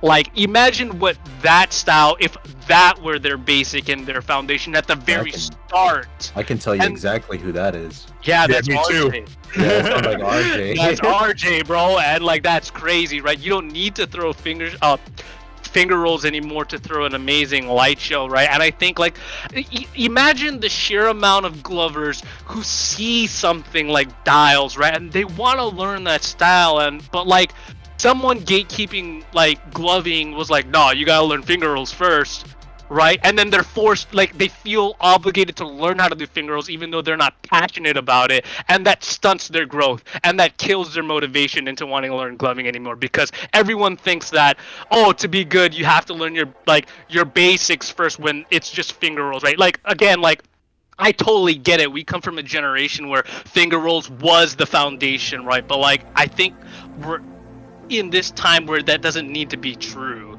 right? Like just imagine that, like if your foundation was just strictly conjuring and then you went to tech, what does that style look like, right? Because I can tell you exactly who those people are. Like look at Mez, his foundation wasn't finger rolls, right? His foundation was freaking clocking and dials, right? And he has such a unique style. Look at Seaway, look at seaway and like he does threading. His foundation is not finger rolls, but he has given me one of the best light shows I've ever received, right? But to like imagine all the people who didn't choose to go into that, like they wanted to go into finger rolls and only like wave tutting because they were told to, right? How much glovers like that applies to and how much they have stunted their growth because of it. So, right? So, do you want me to go, or do you want to go? well, I have a lot of thoughts on this because, you know, between the 5 of us, right? I only really started gloving in 2020, right? March 2020 is when I started gloving. So like That's a crazy time to start. My perspective on all of this is like really different because, you know, as a person who likes to know a lot of different things, you know, gloving initially, the roots of gloving, you know, I would say heavily lied within like liquid in general, and that's why people like, okay, finger rolls, learn your liquid, learn your wave tutting, because that's kind of like the bridge. Wave tutting is kind of the bridge between that and then getting to more rigid structures, you know, and like, you know, being a part of the because like, you know, I come from the same generation that RJ comes from. I don't glove anything like him because I don't have the same interests as him, and it is all a matter of perspective. Because like I agree with your opinion a lot, Kevin, because it comes down to more, what does this person want to learn? Like I've mentored 2 or 3 people, and the thing I always start with is, what do you want to learn? Like, what do you want to work on? What do you feel like you want to be better at, right? And because these people have came to me, it always tends to be like something liquid based. Like that's where they want to learn, because they're like, oh, I really like your style. So like they want to adapt their style to be closer to what I have. And it's just a coincidence that that's where I'm at. Whereas if someone went to Josh in terms of getting mentored and like learning from nothing, right? You would probably find that their style would become way more tech oriented, really use of space, really square, geometric, and then like maybe character would develop a lot, because, you know, character development in terms of gloving is like a whole different thing, right? But it really comes down to what people have interest in. And you know, I think it is a really good point, and it's actually really smart to not force people. Like, if you want to get better, or if you want to start gloving and you want to get better so that everything is easier, you need to drill finger rolls till you drop, and then, you know, we'll go from there. Like, I agree that shouldn't be what people do, because like you said, it's like if they don't have interest in it, then their motivation to do it will drop, and then they'll give it up because they're like, and that kills gloving. You see what I'm saying? Like, Yeah, the no, attitude I of it could change, right? Yeah, I understand completely, because I was in that position, and you know, when I started, I didn't have anyone in person to show me stuff. I didn't have anyone in person to kind of meld my or kind of like shape what I enjoy. I picked and chose what I wanted to see and what I wanted to learn. And you know, I'm still really new, and you know, because I only started practicing platforming, I would say, like almost a year ago, like January. Yeah, dude, and you're February. dope at it. You're dope at it, bro. Like, you got it. Thanks. And it's you know, it's just a matter of what people want to do. And you know, this goes back to the thing I said earlier, stop gatekeeping shit. Like, you just got to let people learn organically. And when people, you know, I'm a firm believer in, like, when someone wants help, if someone wants to learn something, they'll come to you. Don't try to force feed it down people's throats.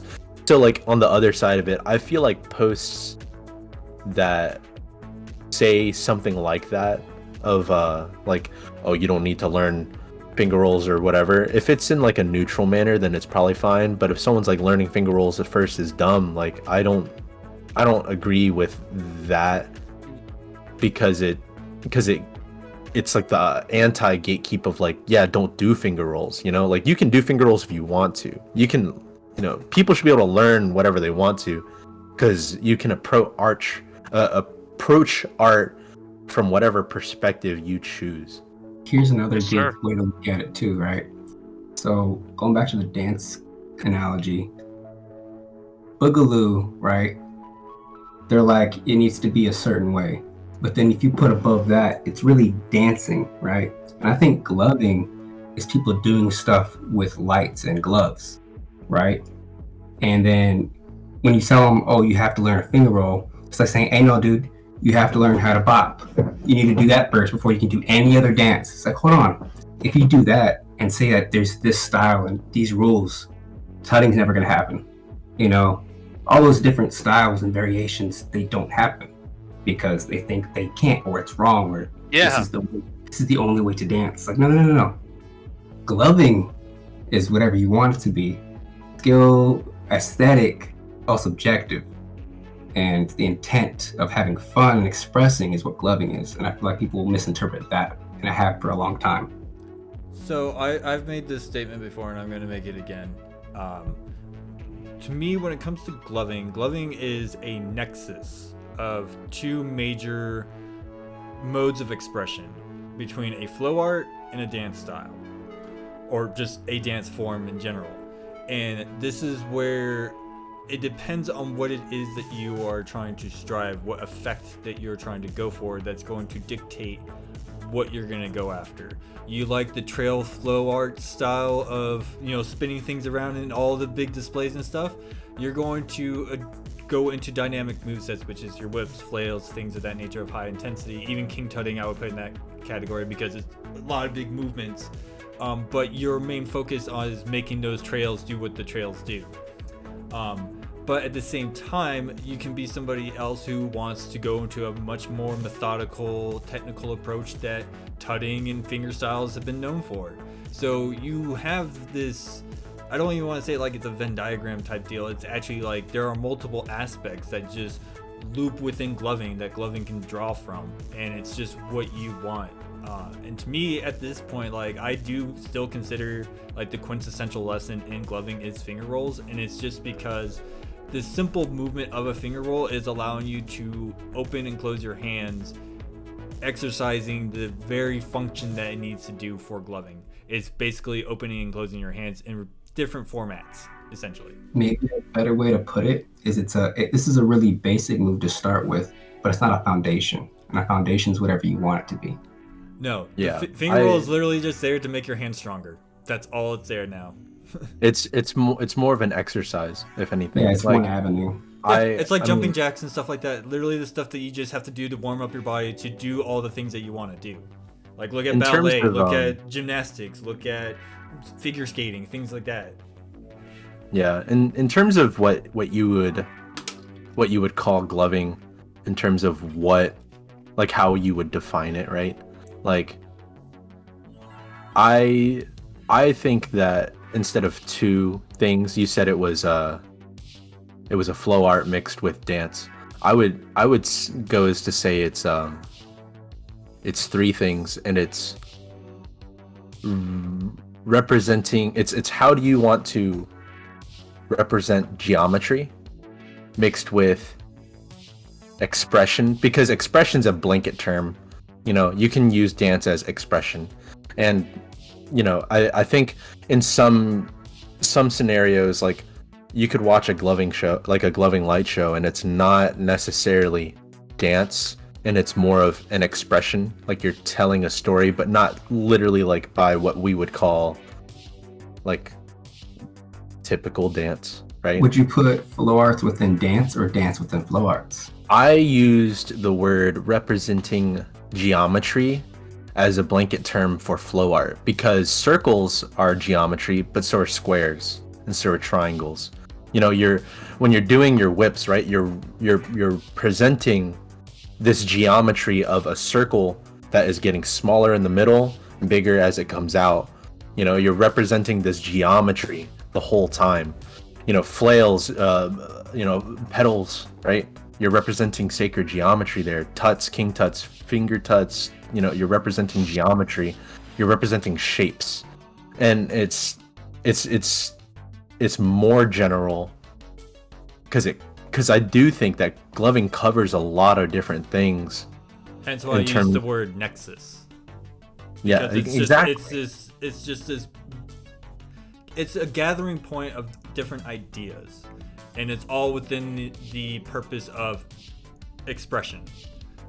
And the one thing I will certainly say that just makes gloving so unique from everything else in terms of expression is that intimate one-on-one experience. Yeah. It's because the way I'm going to put it is that I will say that gloving has an element of intimacy that no other art really truly has, except for maybe reading a book and you really are like super enthralled with this book. Like that's the only thing I can think of. Close hand magic. Yeah, okay. So street magic, close hand magic. Okay, that's acceptable. Yeah. But see, that's something that gloving also draws from. Well, because that's illusion, right? Like the representation of geometry, you could even go as even more blanket, and it's just the idea of illusion, right? How about this? I mean, really, any prop is an extension of your expression, which you are dancing, which is an expression, right? Sure. And I think dance is just defining the movements and emotions of those movements, right? Mm-hmm. The energy in it. That's what I think. I think geometry it's above all that. That's just the literal directions, the shapes, the points. And like, dancing, you apply that to a floor, you're dancing with a prop. You're flowing with it. And then you're picking up different techniques, which have their own traits, and then those define your style. Oh, I had a random question. Kevin, do you have like a dance background by chance? No. You don't have a dance background, so everything that you do has just stuff that you've cultivated through gloving or with gloving or so on and so forth. My foundation for gloving is Flash Revolution. Hey. Like actually. Bro. Yeah. That explains so much now.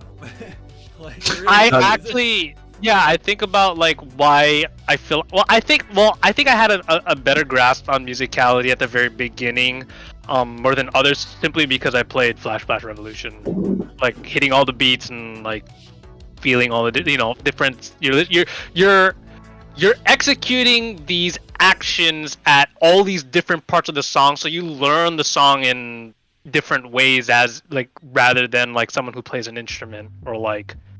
Someone who just gets into it, You hear it here, folks. Play rhythm games. It helps you with your musicality. Or rhythm games. Exactly. Just rhythm games in general. Man, I play expert Guitar Hero, but I'm not good at gloving yet. I suck at Guitar Hero. You know what? You just practice your finger rolls. You'd be good at Guitar Hero, dude. Oh my god. Oh no. But yeah, I mean, like we can all agree that gloving is kind of like an umbrella to many different styles. Absolutely. Right? You could literally pick from anywhere, and I feel like you could start anywhere now, and I think we're just kind of getting there now, right? So to me, it's kind of like a new era rather than being stuck in 2009. Everyone's trying to copy Ayo or something. You feel me? Mm-hmm. No, that's way before my time, man. Like that's so before my time. It's weird. So, you guys double, if not triple, the time that I've spent in gloving. Right.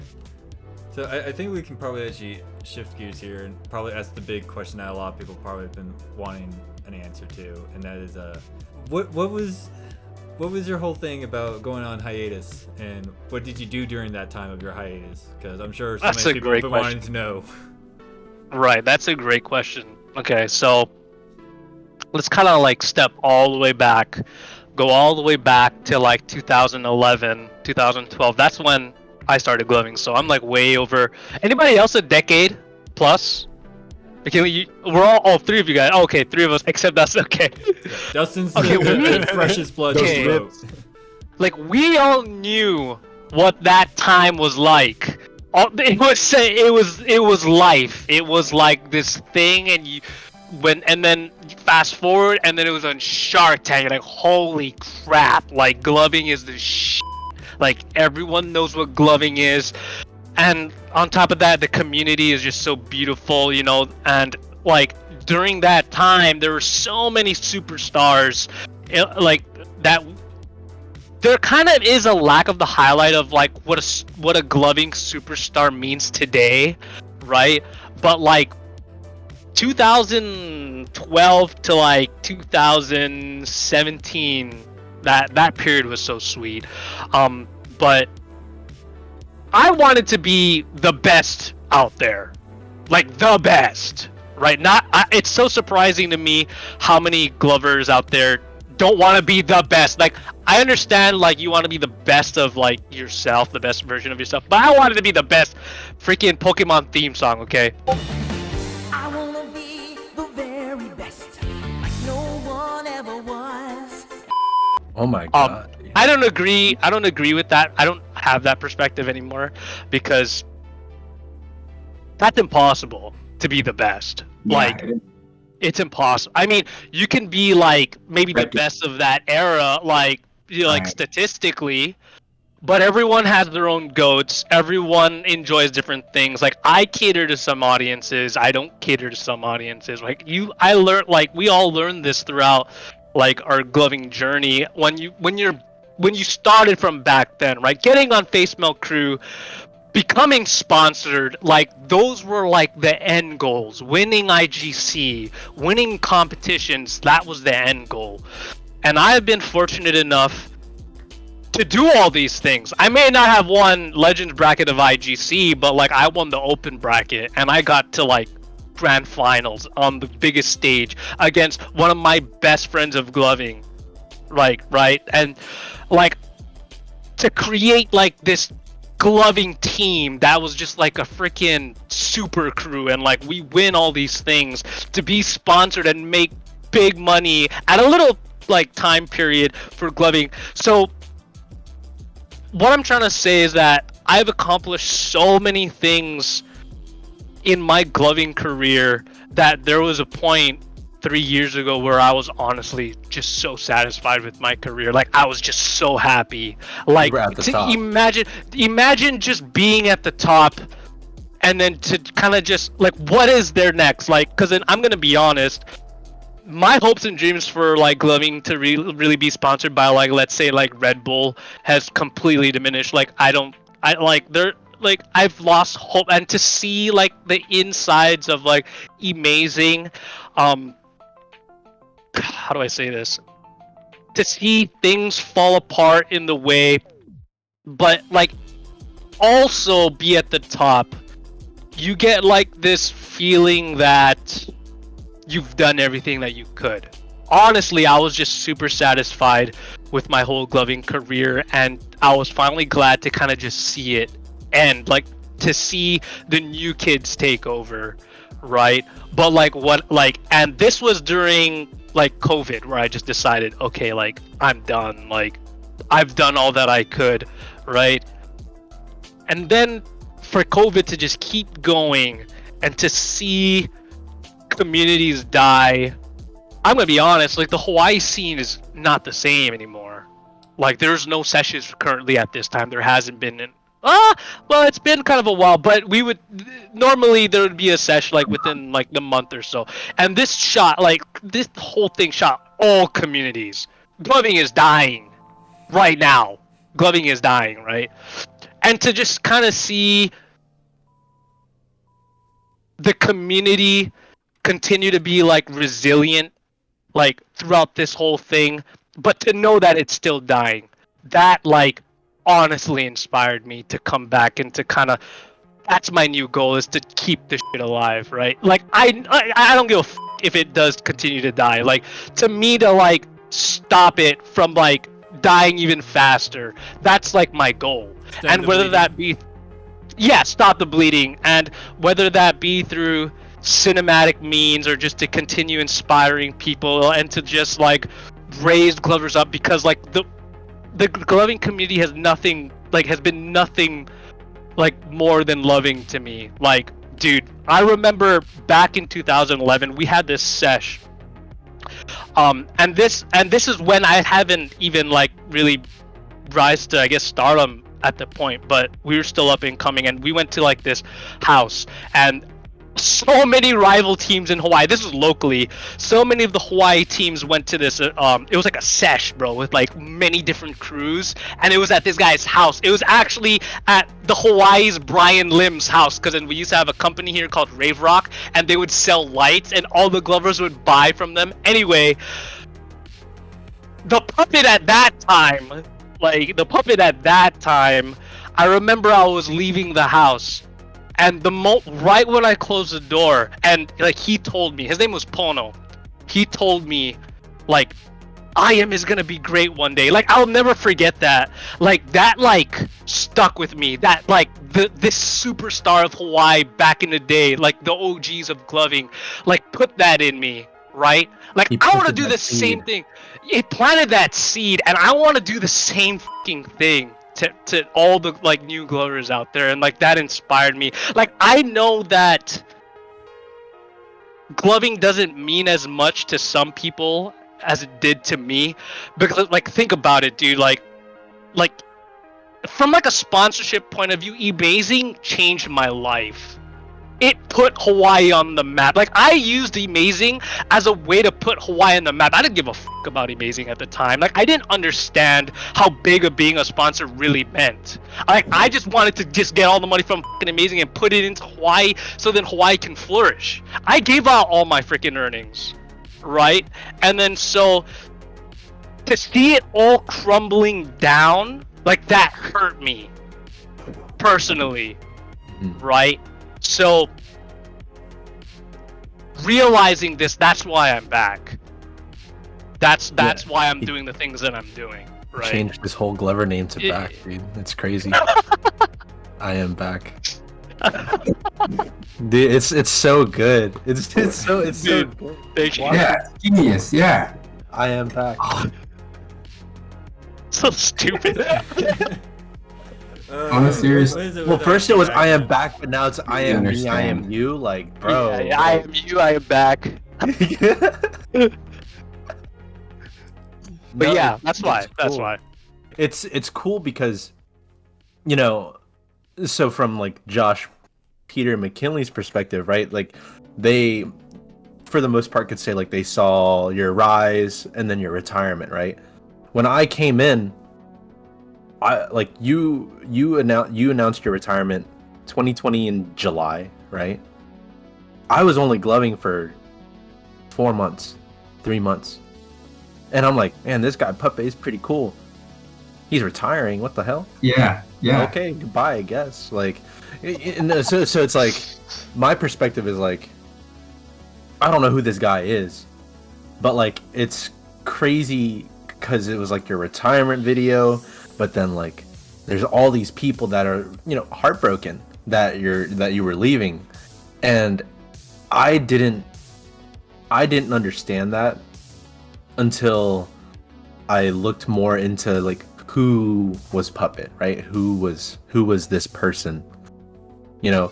And it's an interesting position that I'm in, where I have to basically look back at everything. I have to look back at everything that has led up to this point.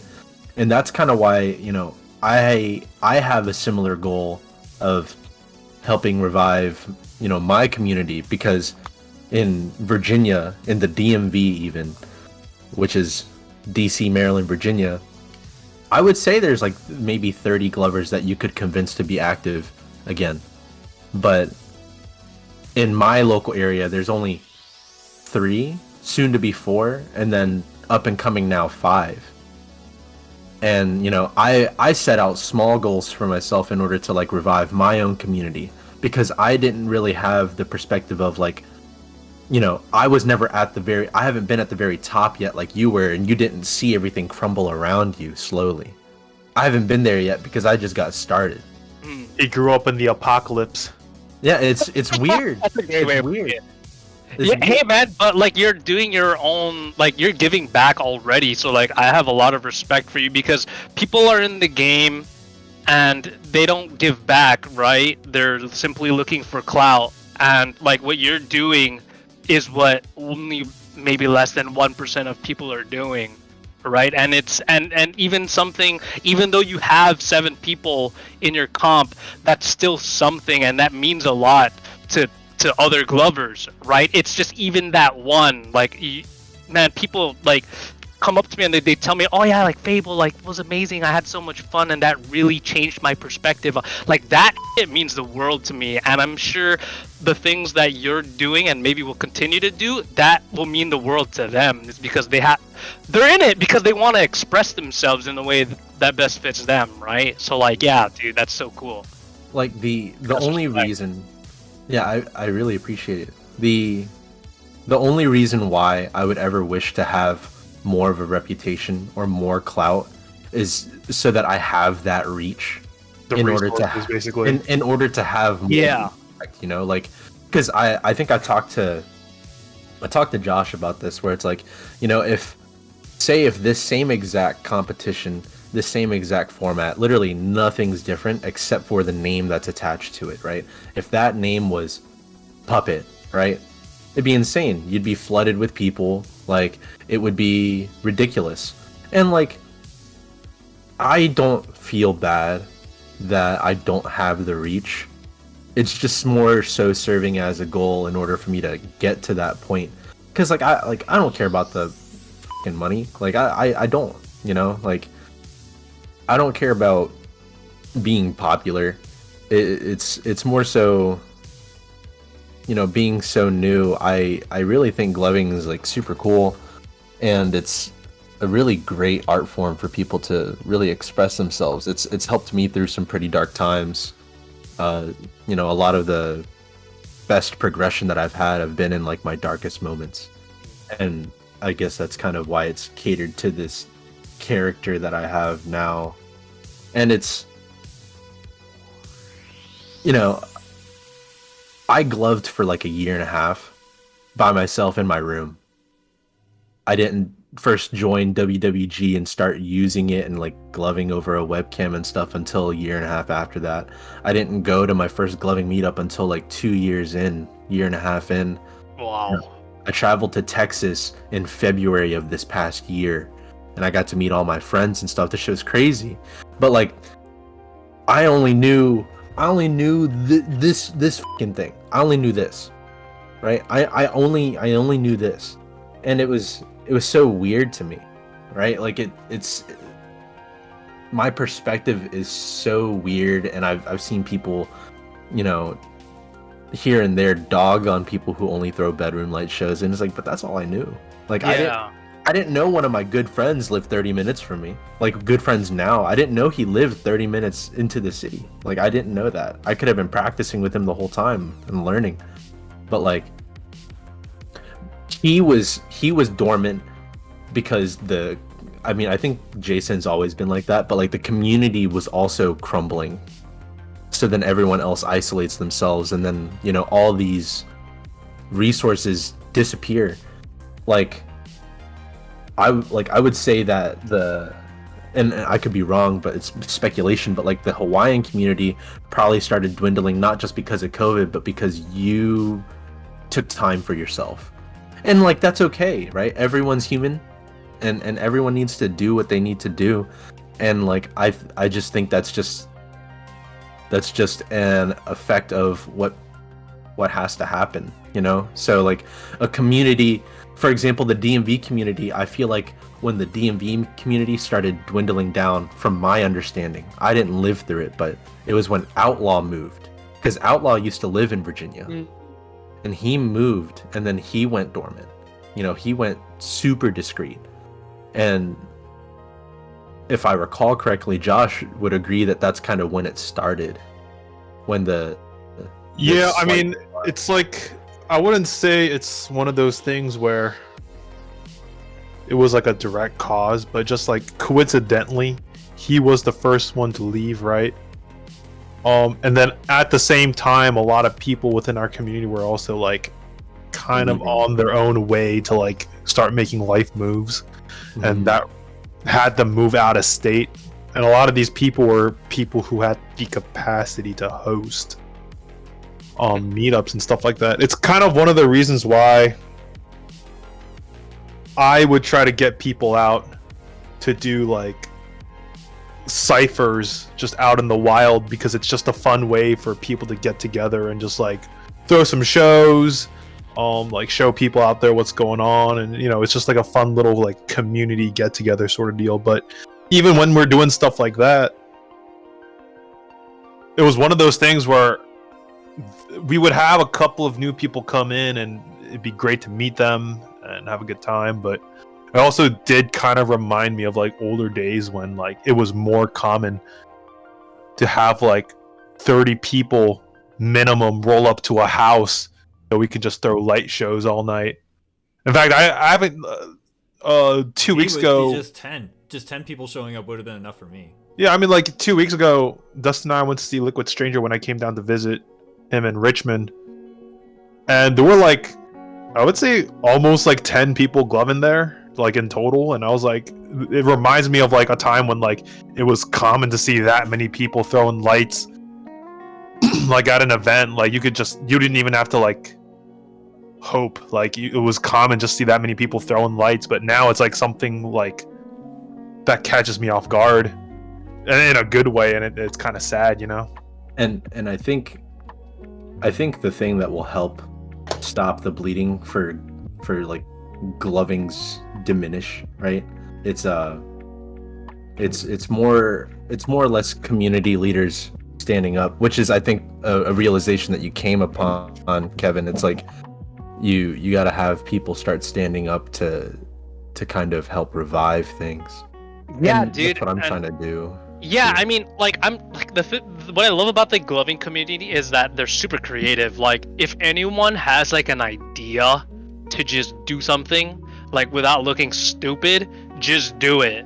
Like, because like back in the day there was a structure, right? We had Amazing Lights throwing all these tournaments and GGN, and you know, it was kind of just given to us, right? And but like people were like afraid, like typically usually sponsors from other companies would do stuff, right? Or they felt like they had the credibility to even do something, right? But then I think in this time more so than now, like if you have an idea to do something, just execute it, just do it. Like it's like such a, like, even though it's no longer in its like golden days, it's a really fun time to be part of gloving now, because anybody could do anything and people will do it, like people will join. I think that's kind of like where we're at right now. So you know how you were describing earlier how it was like sponsorships were like the end goal, winning IGC was like an end, that was like the finish line. Yeah. From my perspective, similar to Dustin's, but not exactly the same. I was more of a dancer. So I did glove and I saw it as an ad. But again, I was really lazy about reading. So I don't know about any of the communities. Didn't be another glover for like the first 7 years. Wow. None of that. I didn't find you until I found Facebook. And then I found Lights On Season 4. And Holy then... shit. Wait, yeah. you're gloving 7 years? And you weren't part of GL or anything at the time? Yeah. Holy crap! My perspective, that's different. I've always thought that they never took themselves seriously, and that's why it never. Interesting. So I'm always like, I felt like that was the starting line. I never thought that was the finish line. Oh, interesting. And I was more just, man, where is everyone? Or like, I've just been like, I'm the weird guy. Yeah, I do all that. I don't know where everyone else is, but I do this. So He's like, I'm that guy. I'm the guy. I accept it. He's the guy. People go to a party. It's like, McKinley, do the hand. Do the thing. I'm the hand guy. Do the hand. I think to me, it's like from my perspective, just I was swept up in the wave. Like when gloving exploded, it was a wave. It came from California. It spilled into Arizona, that's where I started. It went straight up to Colorado. It just took over. So it's Miss Texas apparently to me to hear people like, oh, I didn't know about Amazing Lights for like 4 or 5 years. I'm like, wait, how the hell do you not know about these? It's Yeah, like no. I knew the brandings, I knew the YouTube channel. I was just lazy by reading the details, like the comment section, reading all that. I was like, oh, this is entertaining. I'll watch it, repeat the move, but I'm not reading anything. I'm like learning from Well, it. I think. Well, if anything, I think that's what. I mean, in a way, it's kind of not your fault, right? Because if you're trying to learn about gloving as a culture purely through like storefronts and stuff like that, or like Oh, that's terrible. And being super young too. Well, that's what another I thing. mean, I was like, because 13, 14. exactly, like if anything, like if you're trying to learn more about gloving and you go on Amazing Lights, right? Like a storefront's primary job is to sell you stuff. They might have supplemental material, but it's like you gotta like actively be like, all right, I'm looking for supplemental material, as opposed to what gloving.com should have been, which is like, what the hell is gloving? You know? So in a way, it's kind of not your fault. But then also, we've established this today, right? Like, glovers don't listen or read, so it's like... And when you Dang, compare it to full other circle. like cultures and like medias, I feel like there always needs to be like a hindsight. Like there's an era of a thing, and then the hindsight era of changing the thing, right? And Right. past that thing. I mean, So, yeah, things have to happen a certain way. yeah, honestly, for me right now, I'm not too upset about the current state of gloving, in the sense that just if you look at a lot of other subcultures, right, they have experienced like massive like rises and falls like several times, right? Like I'm really into tabletop role-playing games, and listening to a lot of these like 50-year-old dudes talk about the culture of the game now. They're like, yeah, we're experiencing a huge rise of people, and we know it's gonna dip at some point, but the cool thing is there's always someone that's gonna be come into this hobby as a new kid and won't know they want to do it for the rest of their life, right? And if anything, that's what it is for, like, I feel like for all of us in this podcast, is that like, I know for me is like, even if like one day my arms don't work, like I still want to be around and like help like do local stuff. I still want to roll up and like see what all the new kids are going and ask for a show, you know? I'm sorry, Josh. If your arms don't work, and I have to open every fucking door for you, I'm not doing that. No, dude. If anything, can you get the door? Like, I can't. No, this is what's going to happen. I am going to surgically get my toes removed and replace them with fingers, so I can just do everything with my feet, including Gonna be like L from Death Note. Bro, stop. Sometimes I wonder, how big was like the shuffling community in your communities, like hardstyle and like shuffling in general? It was I like even like orbiting, because I remember like when gloving popped off, orbiting popped off, shuffling popped off, poi spinning and all that popped off, but then like they kind of took the same like turn as us, right? Whereas like, I don't see a lot of people orbiting nowadays, or even shuffling like at an event. They used to be everywhere. So here's the thing, right? I feel like with shufflers, the biggest thing with shuffling, in my opinion, is that they're like even more tied to rave culture than gloving is, right? And the thing is, like, in my eyes, like, they're so tied to kind of that 2009 like candy culture. It's not a bad thing. It's just, that's just how I see it. It's like the era before like bass wooks like really came. Yeah. You know what I mean? Oh man, the bass wook tyrants, bro. But like I feel like in a way like shuffling was huge, at least in our area. Like we had like a Facebook group for it that was pretty. Yeah, no, same here.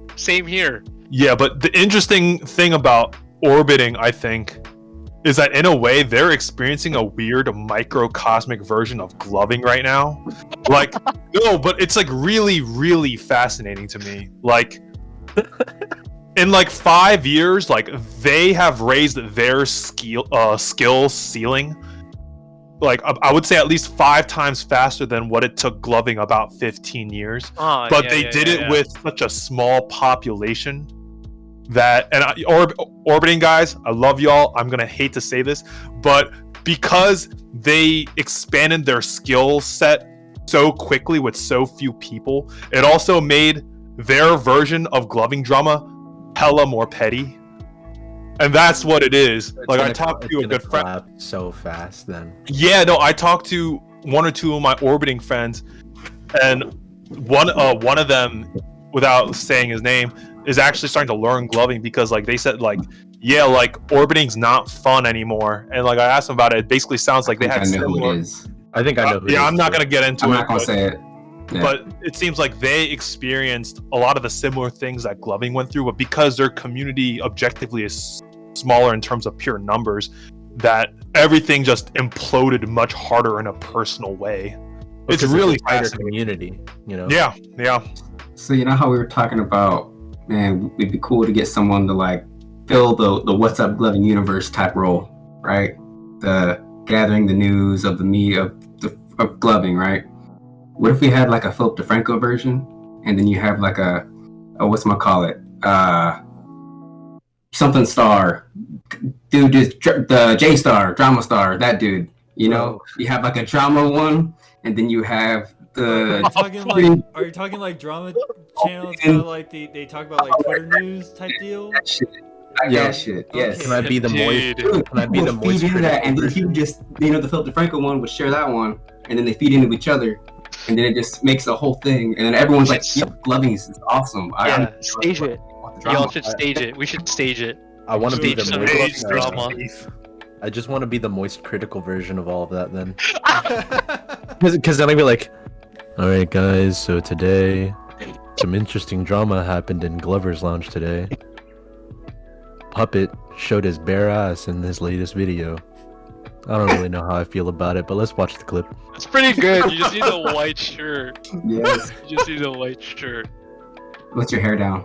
Yeah, so I don't really know what he was thinking with this one, but like it was a pretty hot take. On the tier list, it's like B tier. So yeah, that's all B-tier I got on today, the so, drama. yeah.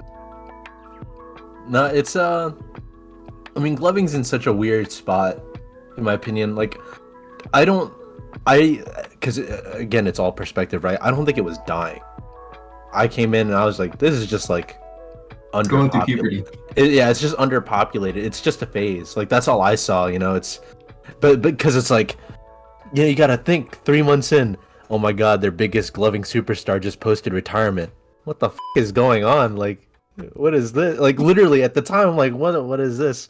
I asked Cody. I was like, who's Puppet? And he was like, you know who Puppet is? I'm like, no, and he didn't tell me anything. I'm like, okay. So I asked him. That sounds like Cody for sure. Yeah, I asked multiple people. I was like, you don't know who Puppet is? I'm like, no. Like, just some guy, I guess. I don't know. I'll look at his videos. Oh my God, he's pretty cool. He's pretty good. Whatever. Next video.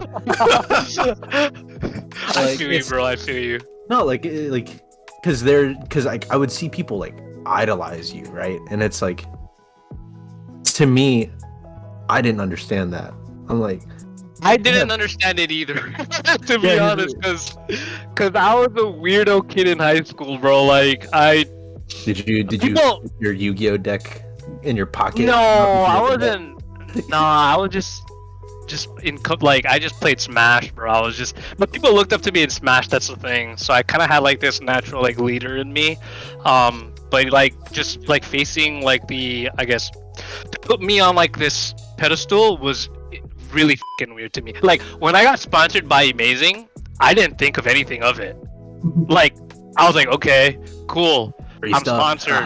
Now what? Yeah, free stuff, cool. Like, and then people started to like look up to me, and I didn't really realize how big of a decision that was until maybe like a year or two after. Because I've been sponsored by if you guys know KK, and I've been sponsored by our local business that was here at the time. So that I already knew what sponsorship was. I didn't know what Amazing Light sponsorship was. So I kind of just, when people started looking up to it, it was really weird. Like, how crazy would it have been if like, because you were on the box for the Spectra Evos, right? Yeah. Man, how crazy would it have been if that box was on TV? If they just flashed the box and like, look, it's Kevin. I don't know how I would feel. I would feel like they would tell me. Bro, that'd been crazy. Yeah, that was super weird. But hey, guys, like, I kind of have to running out of time. So Mhm. maybe you know, if how long more else do you guys want to go? Maybe in like 10 minutes. But yeah, dude, this has been so fucking fun talking with you guys. Honestly, if anything, this is not the worst place to cut it off, and then like maybe if anyone has like one last question that would take about 10 minutes, and then also like based on this, I'm sure that everyone else would agree. We'd love to have you back whenever you're free in the near. Oh yeah, for sure, dude. I near love talking to you future. guys. You guys are like the crew, bro. You guys are the crew. I enjoy this. Super dope. Yeah, I mean, Oh, we got a lot of footage, but 2.5 hours. I Oh, think- really? I Went that think- long? I think what we should probably say is like an ending question is that when we actually have you come back on, what would be something you want to talk about? Because there is a lot that, I mean, we haven't gone into all of the details of like your hiatus. There's a lot that we can go over, so it's just like, what do you want to hear from the audience that they want to hear from you? Like, you know what I mean? Yeah, I mean, I would love to talk about like a little bit more on like, I guess, gloving history, and like you could take that like from like a general point of view. Like, what do you I'd think? actually like that a lot. Yeah, like what do you Personally. think? Because I feel like what's missing, and what, you know, like Dustin's super new, so there's no place for him to really look about like what gloving history even looked like. He had to go digging himself and like word of mouth. A lot of like the very impactful things in gloving are like you gotta go search in Glover's Lounge, bro, and no one's gonna know what to search. So like I think I just look at Nathaniel Hang videos. Oh my god. that guy is a big mystery to me, bro. But yeah, I think it'd be super essential to talk about super big key points in gloving, whether Honestly, that be through I would love- competition or technology or whatnot. Yeah, I would love that too, like the history part, because even though I've been doing this for like as long as I have, I've always lived on the East Coast. So for me, like hearing stories about like what was going on the West Coast was kind of like this ethereal, like mythical thing to me. Yeah, know like what I I know the history of like East Coast. Like I'm sure you have your own rich history, because Hawaii has its very. I actually am planning on making a documentary on it. Because if you guys like, actually, I'm third generation of Hawaii Glovers. Oh, I didn't Isn't know that that. weird? I'm not even an OG, but like people call me OG. So like like Hawaii gloving actually started in 2006, so we're really not far behind California. Dang. Yeah, and like when I started gloving, it was already digit and dial heavy. Like it was already there. Like you would think that Hawaii started off very flowy. No, they didn't flow for shit, dude. Like actually, but I think like they're like, yeah, like I would love to hear more about more than just California's history, because everyone knows gloving through California's history, right? But I think that'd be super interesting to talk about. Yeah, I feel like that's a topic we can get into in the distant future. Our trip That's to always been a Texas was future really project for weird. me, is getting like regional backgrounds of big hotspots of gloving. Yeah. They're part of the story, because we always hear from Amazing's side, you know, which is Yes, Southern because they had the California. reach. Yeah. Yeah, they had the reach. So Yeah, I will say that Josh, like, when our experience in Texas was like super eye-opening for Josh for a couple reasons. Like, people knew him, and he was like, that's weird. Like, people like come It still is. SteamBoy, you're so cool. Wow. people came up to me at SteamBoy. G3. I mean, G3 was a huge magical experience to me in terms of meeting the community in person. It's been so long since I'd done it. So yeah, no, it's a big eye opener. It made me realize, like, yeah, no, people are watching. So It's weird. It's weird. Yeah, man. Well, hey, yeah. So yeah, I have to bounce, guys. But thank you guys so much for this. This. yeah. All right. Well, This is so we're dope. gonna cut it off here. If you guys want to hit us up, you guys will have all the social stuff down below. Please don't hesitate to like, share, and subscribe to the channel. It will really help us out. And we definitely are gonna have Kevin back on here sooner than later, because we have a lot to cover, because it's been just an absolute blast. But to everybody else, I certainly hope you guys enjoy yourself. Anybody want to say anything else? Do a Cleveland show reference, like right here, like Cleveland show specifically. I just took the easy way out, like Kurt Cobain. Make love to me, Kurt.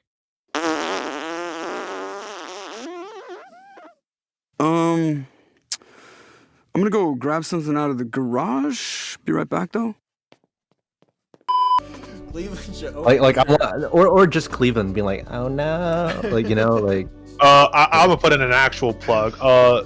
So a couple weeks ago, I took a class with Kevin. Oh, thank you. Yeah, it was. That's right. You are a coach on You Got Moves, right? That's okay. No, he's coaching himself. No, he's going independent. He's doing his own thing. But I hit him up and said, hey, like, do you mind like helping me out with X, Y, and Z? He says, yeah, actually, fun fact, I'm starting to provide lessons. And he was like, if you're interested, I was like, yeah, sure, I am interested. And you know what? Like, it was definitely worth my money for someone like me. And if you are interested, I recommend going into the description and messaging Kevin through his socials and seeing if you can get a rate. I can tell you that it was worth it for me. So thank you. I'll pay Kevin $20 so we can just talk on Discord. Do you want to ask me anything? We're not gonna just talk. Alright, well. No, but that's cool. Well, that's pretty much all for our episodes. Once again, thank you guys so much for watching. Again, socials, links, description. Click them. They're there for a reason. The Cleveland show. And Cleveland show. There you go. Yeah. Alright, I really hope you guys enjoy yourselves, and we'll definitely catch you guys in the next one. Awesome.